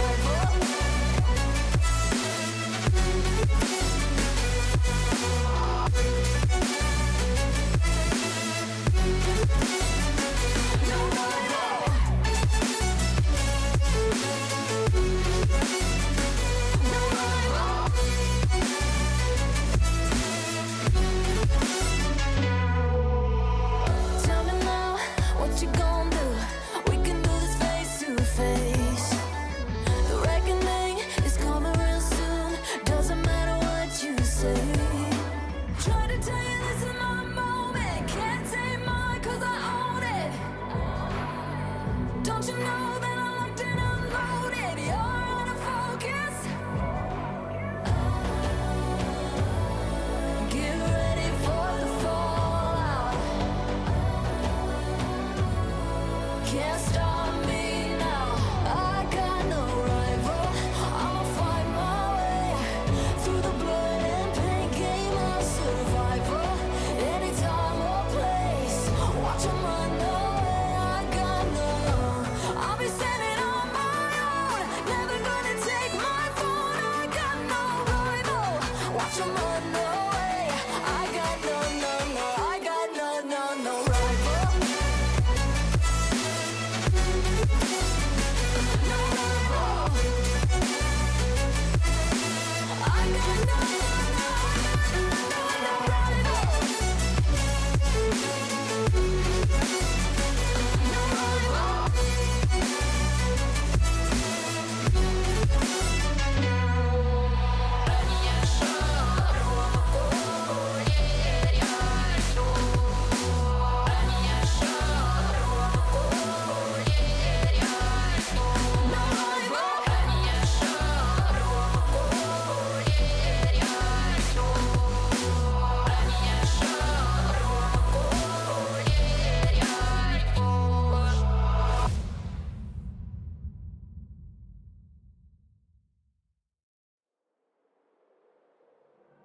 Running round like dollars in the wind,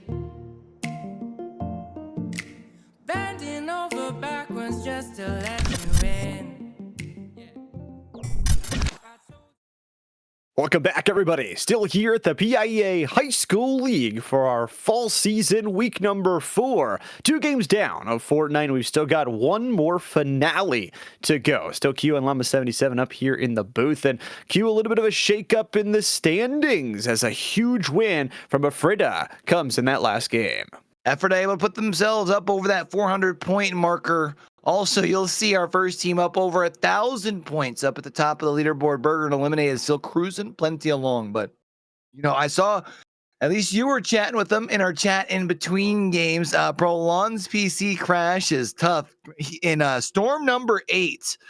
So big shout out for them to still be able to pull things off as far as to be able to pull things off as a solo. It shows a lot of mental fortitude just to be able to still lock in. You know, only control what you can control. Sometimes those PC things, you know, especially working on the internet, that's just the way the cookie crumbles.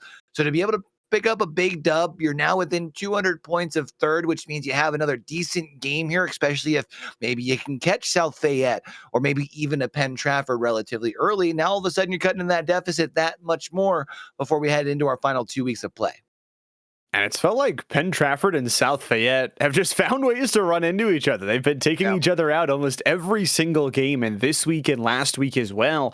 So if you can capitalize on that, if you can watch them slowly dwindle away, 200 points seems like a lot, especially when you're viewing it on the leaderboard, but that's 1 or 2 good games. That's 1 or 2 bad games from your opponents, and especially with the way they're playing, Prolon and Benji have been so consistent. I would almost argue almost more consistent than Lower Moreland in getting those high-ranked placements.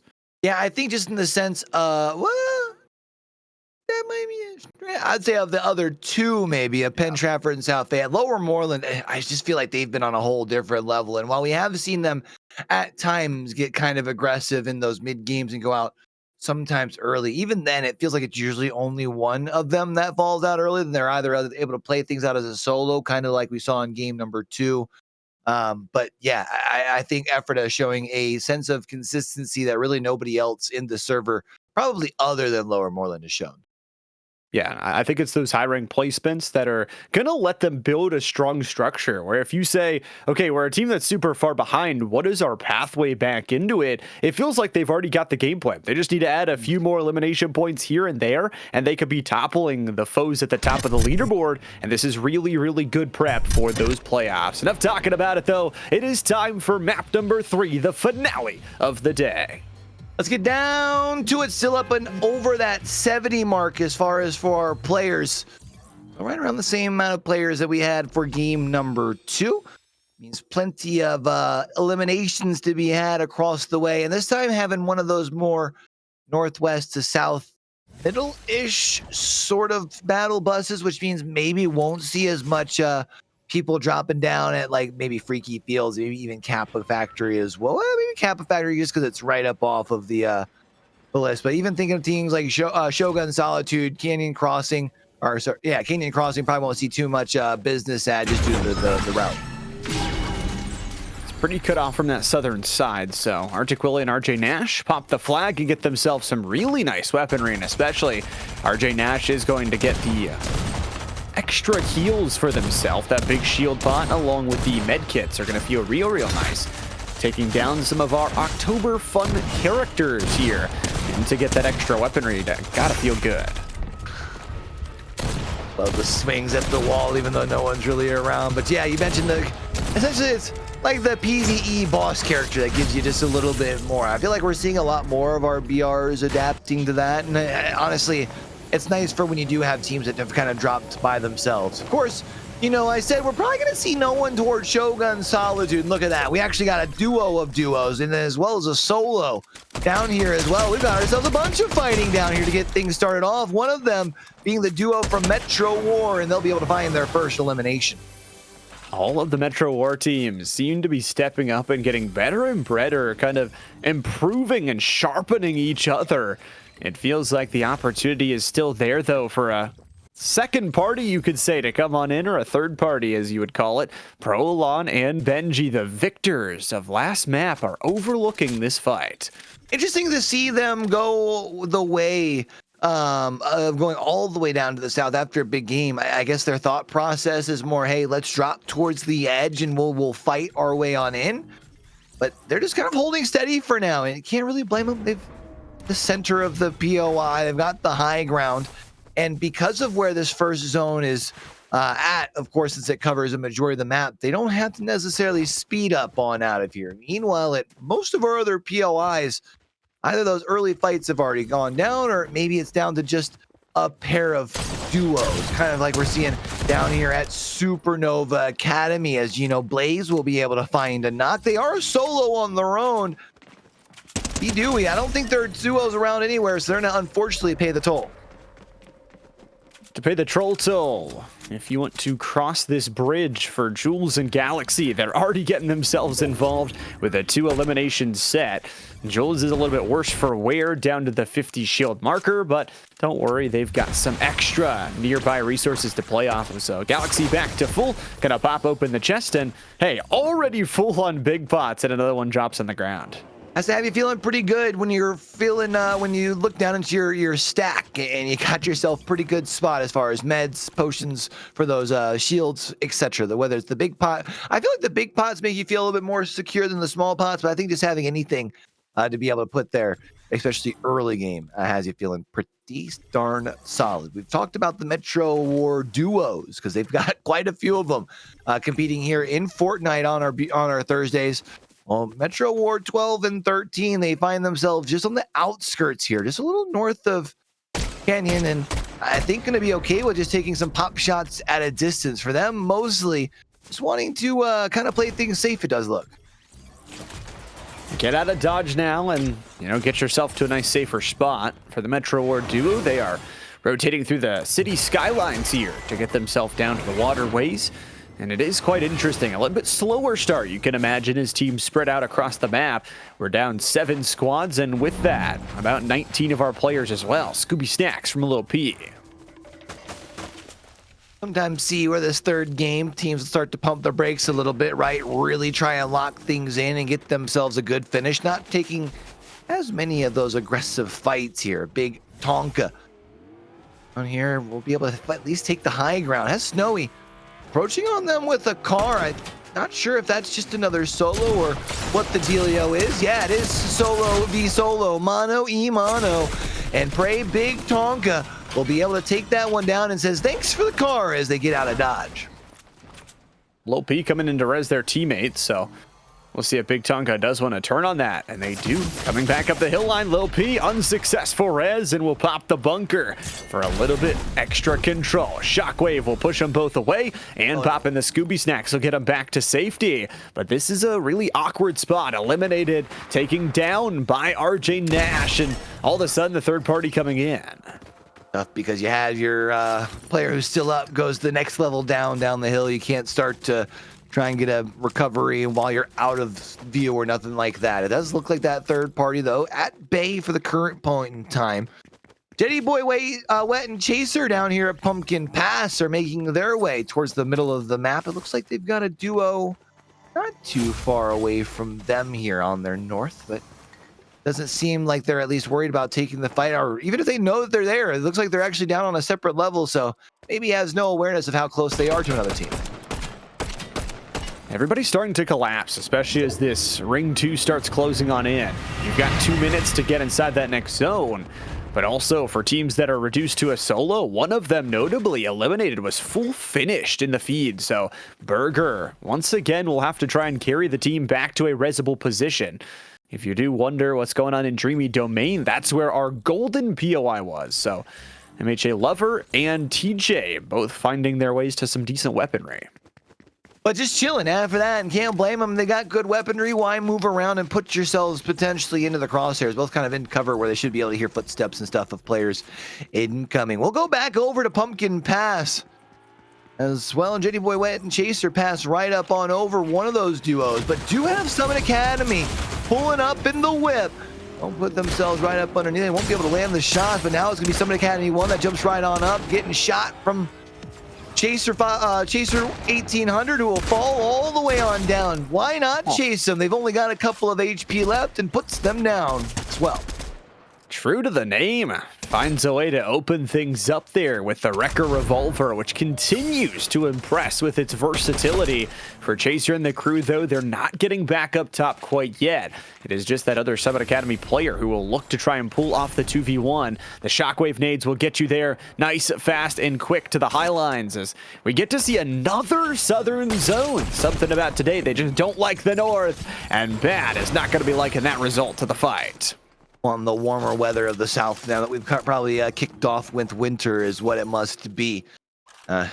Jokes, obviously, but as we are this ring closing on in, second storm closing down, and while not quite cut in half as far as the lobby, we're getting pretty darn close. Quickly approaching 40 players left, 23 teams, 16 of which have been eliminated from already. So Metro War have got themselves one elimination, and you saw that team jumping away from this jump pad here. That stupid salamander and I love your mom. And it looks like Metro War says, hey, you know what? There's no reason to go on over this. They saw him jump into the car, and I think instead, just going to look for a rotate for their squad. Oh, wait, hold on. Has found another squad right below him for Metro War 12 and 13. I love my mom chilling in the car as they boost their way away with stupid salamander. 23 duos, or 23 teams rather, left to go here in the lobby. Q, that's a lot of teams still to play for. I still a lot of eliminations on the table for some of these squads that are still left, looking to try and make a move up the leaderboard. Lil P just kind of taking a quick peek up before they officially put themselves onto the high ground. We sat in with them earlier. We were wondering if they were going to be able to get their teammate back in. Snowy, it looks like they have been able to do that successfully. Oh, they are a little spread out at this current point in time. Not too bad, but Just enough where maybe one could get picked out here. Prey Tonka spraying across towards them. That is one of our permanent solos that is currently in the lobby and looking to potentially take this fight. I like the long range work and a good inventory. I think especially for a solo, you kind of reserve your rights with the Fizzy to be able to boost that movement, but also you've got really great mobility tools with the last call, that Wrecker revolver, and really good long range angles here to just pop some AR shots. 260 in the ammo reserve, so just a why not here, as the long lurking angle over the lake could be bountiful, especially as there's 2 more teams in the area. Here comes a precision airstrike. Doesn't force them to need to move. That actually may help Prey Tonk out a little bit here. Snowy already taken down. Remember, we mentioned earlier that 10-second stick to be able to get them back up onto their feet feels like forever sometime, as now as Prey Tonka that will look to close the gap, but does see another duo insert themselves into the picture, and I like the patience being displayed as they'll sit back and kind of continue to pray from a distance. Well, that 1v1 though, Lil P saying we're not done quite yet. You can airstrike me, but I'll hit some shots. Shield broken. Lil P wins the 2v1. Now they've got another player to take down. Big Tonka comes in with a shielding advantage. Over shield already gone. You've just got to run. Lil P flies their way to the sky and somehow is going to survive this one. Surprised Prey Tonga doesn't take that chase. You figure after you hit the 86 shield, after you had just seen some flesh before that, you figure you would have felt comfortable pushing down to the low ground, but I think instead more prioritizing, just trying to find that positioning, because we're still only in top 20. The points really don't start ramping up until we're top 10 and beyond. So as far as for now, it looks like an action flick out here. 2 cars shooting at one another out here on the outskirts, and maybe even having a third looking to insert themselves into the picture here as well. And can't say you really blame these 2 teams. I mean, you figure if there's any time to try and take this fight, it's now on the outside of the storm. This is the fun portion of map number 3, where you just get to duel it out quite a little bit. There's always going to be a team lurking around the outside. Summit Academy trying to blow up the vehicle, and they will. So much damage dealt from the explosion. Metro War 16 on the Wrecker takes the right-sided look on the rock and wins it. A beautiful 2v1 and a finish coming through the bush line. The problem is another player right in front of them. Summit Academy 3 is ripped down as well. Metro War 16 will need to go for the res, and there's no time. XD/Paw takes him down. From a distance, able to find them through. Now it's another duo. Summit Academy is looking to come up and pick the spoils up, I guess, but I don't think they realized that /Paw still sitting right across. Now it is a solo. Wait, is there a player behind them while it's showing? What is that? I guess maybe a HUD glitch there for a second. It was showing the X on their screen. I thought it was a solo. Don't mind me. They are still a duo. That's my bad. Hand up. Good though, HUD being a little weird. XD/Paw recouped here, and I think the biggest problem right now is they just don't have any big shield heals. So even though /Paw can get back up to 50 and can maybe throw some smalls for the teammate as well, there's no chance to get above 150 effective without that overshield. But they're in a great spot to kind of ringhold this Summit Academy team who will have to move. Eventually have to move. It is a storm that will knock a little bit, especially once it closes on in. They'll jump into the car, look to try and close the gap. /Paw Turbo will step right on out. The explosion onto 1, but big shots onto Turbo Games will force them back and maybe, just maybe, give Summit the green light. It looks like that's actually exactly what happens. They look to push forward. They've now taken the high ground, and they're shooting as it's /Paw and Turbo looking to tuck tail and run. Trying to avenge their Summit Academy brethren here as they'll re-grab the car. This Storm Eye is getting awkward, and especially with 16 teams still left alive, it's going to get even more awkward as Eliminated is back in the feed. Turbo Games dropped, finished, and picked apart is the loot pockets from Summit Academy 4. Eliminations for them. You'll still see a couple of squads out to this northeastern side, a couple down to that southwest as well, as generally we've been seeing teams playing more of that edge, it feels like, especially later in these games. Our Metro War 12 and 13 duo still sitting on 13 elims for now, just on the edge of the storm, as they do have another duo that will be approaching in from the northeast, but it looks like they're actually in the air. So Metro War 12 and 13, they'll actually be fine to just jump right back into their car after scooping up some loot, and they'll kind of mosey their way. I was going to say right into this next zone, but right up over the ridgeline here. I don't know if they're aware that there's a solo right by them. There's a lot of players, especially Eliminated, who, by the way, just secured a two-piecer. So put some ketchup and fries in the side of that combo meal for them. 13 of our teams left to go here in the lobby, one of them being Jules and Galaxy, who once again finding themselves in a greater position. But not only them, look who they're staring down. RJ Nash and Arctic Willie. Both these two teams have decided to play a little bit more reserved here in map number 3. Say I blame them. Figure they can get themselves placement, and then at some point, especially if things play out the way that they have, I'm sure they were probably expecting things to be a little bit slower, so there's more eliminations that are available in this end circle. I mean, 2 is a nice starting point when there's still 21 eliminations still left here, but this will continue to pull over towards the east side of Utopia City now, where a little bit of that water will come into play, so it might force a little bit of these engagements to pop off a little bit sooner than they're expecting. I think for RJ Nash and Arctic Willie, you're actually pretty happy about this position. Utopia City is going to have ultimate high ground. If you are not in Utopia City, you have to play on the low ground. Benji, one half of that Prolon and Benji duo that just won that game number 2, is dropped down and finished. Burger back up beside the hip of Eliminated, and that number 1 duo is looking for revenge in what happened last map. All these people are still on the far west side of the zone. We have people like Gordy Gate who are still fighting Llama. That's how crazy things have gotten here in game number 3. Big 110, then follow it up to be able to find the knock on a Prada box. As Eliminated and Burger are indeed back into this thing here as a full duo. And just like other teams we were just talking about, relatively low on the eliminations. So it feels like everyone prioritizing placement here in game 3.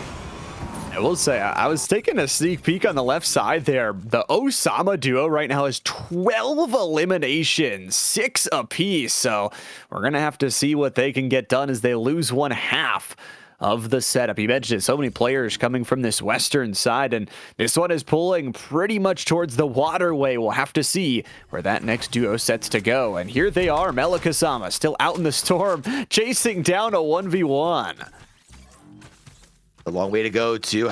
Once the storm closes, did we see if they had anything worth that would help them rotate? Yeah, I have bad news here, Llama. I think we may just kind of be at the end of days here for Melikasama, because while you have the small pots, you don't have anything to help heal up the health.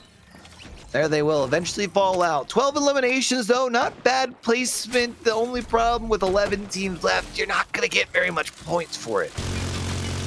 A lot of players falling to the storm. 3 players back to back to back falling to that storm. And I mean, after 6, it just eats away at your health bar. 5 every single chunk is tough to deal with. And if you don't have those movement tools or something to out heal it, you are just done and stopped. And Burger and Eliminated right now are holding anybody that would try to fight them. Metro War taking a calculated gamble on the high pass of Pumpkin. It feels like this is probably going to come down between Lower Moreland and South Fayette. We have quite we have a handful of solos right now, or I guess we have a pair of solos right now, but I feel like the positioning for South Fayette as well as for Lower Moreland right now, as far as where they're at, should probably benefit them. Of course, Metro War right now 13, kind of playing on the edge, 12 and 13. I think they're simply just sitting as far as for their placement. So maybe if they can play out of sight, out of mind, one of these 2 top squads eliminates the other. Maybe they pull off an upset here. Destroying some of the upward pumpkins and blocking away some angles that could cause them chaos. I like it though. They're playing on the inner side of the bridge. This gives them a lot of versatility as everybody else is going to play towards the landmass outside of Pumpkin Pass. They also control a reboot van if things get super, super dire. And Summit Academy are, again, just in a really good spot. The question is, can they capitalize off of it?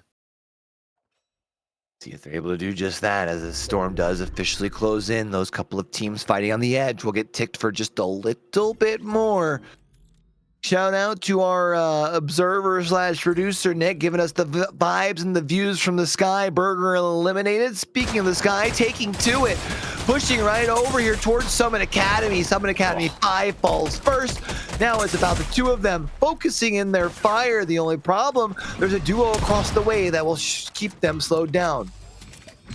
The storm closes now, and the health bars are not great, but everybody's in front of them, except the other duo you mentioned that's hiding on the bridge. Metro War, a couple of cracks to break the overshield, and they take down the one Summit Academy player, but loses their teammate in the process. Eliminated, and Burger will have the hold of a lifetime, and another elimination to make it double digits. The problem for Eliminated, you have no green heals. You've got to get away from that storm.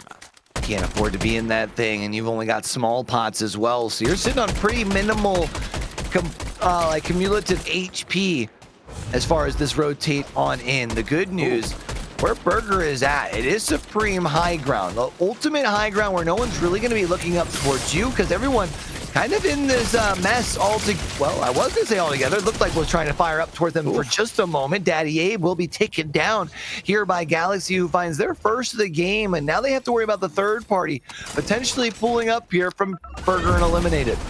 I mean, this is crazy. You couldn't write a better script. The top 3 teams in our standings, the top 3 left to go in this circle. Jules, Arctic, Willie, the first casualties, and all this does is build more golden bricks in a house that can be held by the #1 team. A rotate out, both players are down to green, and for Eliminated and Burger, all they have in front of them is a Lower Moreland firing squad ready to win.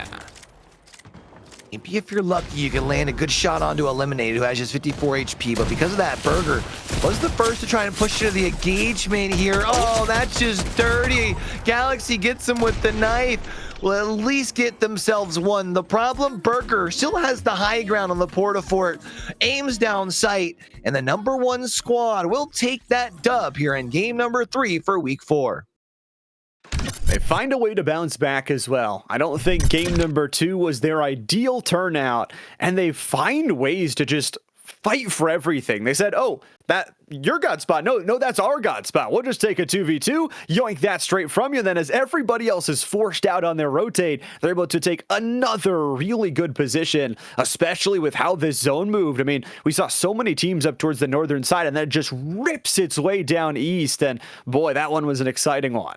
Yeah, the zone did no favors to anyone. I think especially that Metro Ward duo, who we had seen did such a great job of playing away from everybody going up north, sounded like a great idea until the storm is all of a sudden like, yeah, you know what? We're going to pull out of storm all the way to the south. And all of a sudden you're like, oh, bro, everyone's going to be looking at me. What am I supposed to do? I don't have build. I maybe have a Porta-Fort.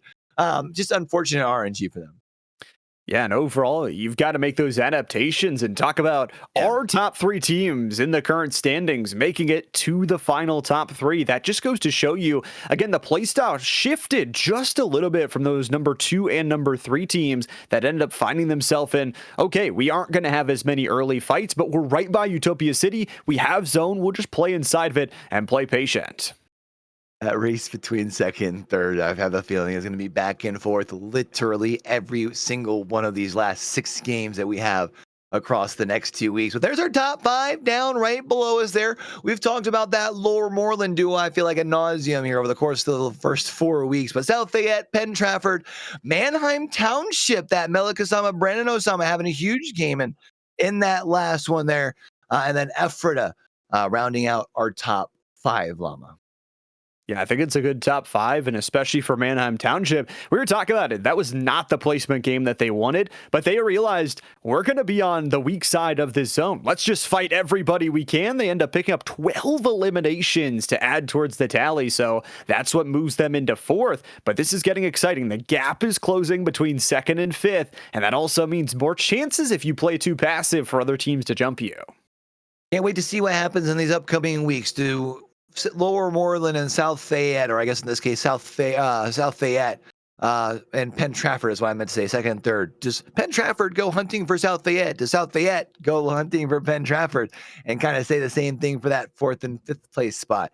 But of course, you know, unfortunately, we only get to do 3 of these games a week here, Llama. We've done our 3 for the day. So unfortunately, things are done and Dusted here for us. Always an absolute blast to be able to run it up with you, brother. I feel like we don't get to do it nearly as much as we used to over here at PIEA. But of course, we do have the easy job. We show up, we get excited about pixels. Got to give a big shout out to the man behind the curtains, Nick NCS, pressing all the buttons, giving us the views and the vibes, the eyes in the sky, and also on Fortnite doing quite a bit in the background as well to kind of help get the lobby set, scoreboard, and all of that. Truly the unsung hero. And of course, also got to make sure we're giving a big shout out to all of our teachers and staff at each and every one of our schools that allow our students to have something like this as far as an extracurricular activity. It's your first time through over here on the Esports Company Twitch channel. If you haven't already done so, make sure you hit that follow button down below and turn those notifications on. So we do catch y'all back for the next one, man. Don't forget, with everything crazy going on in the world today, be true, be you, be sincere, game hard and love hard. All right, y'all, that's Llama. I'm Q. For the rest of the crew here from the front to the back, y'all have a great rest of your week. Peace. We're out of here.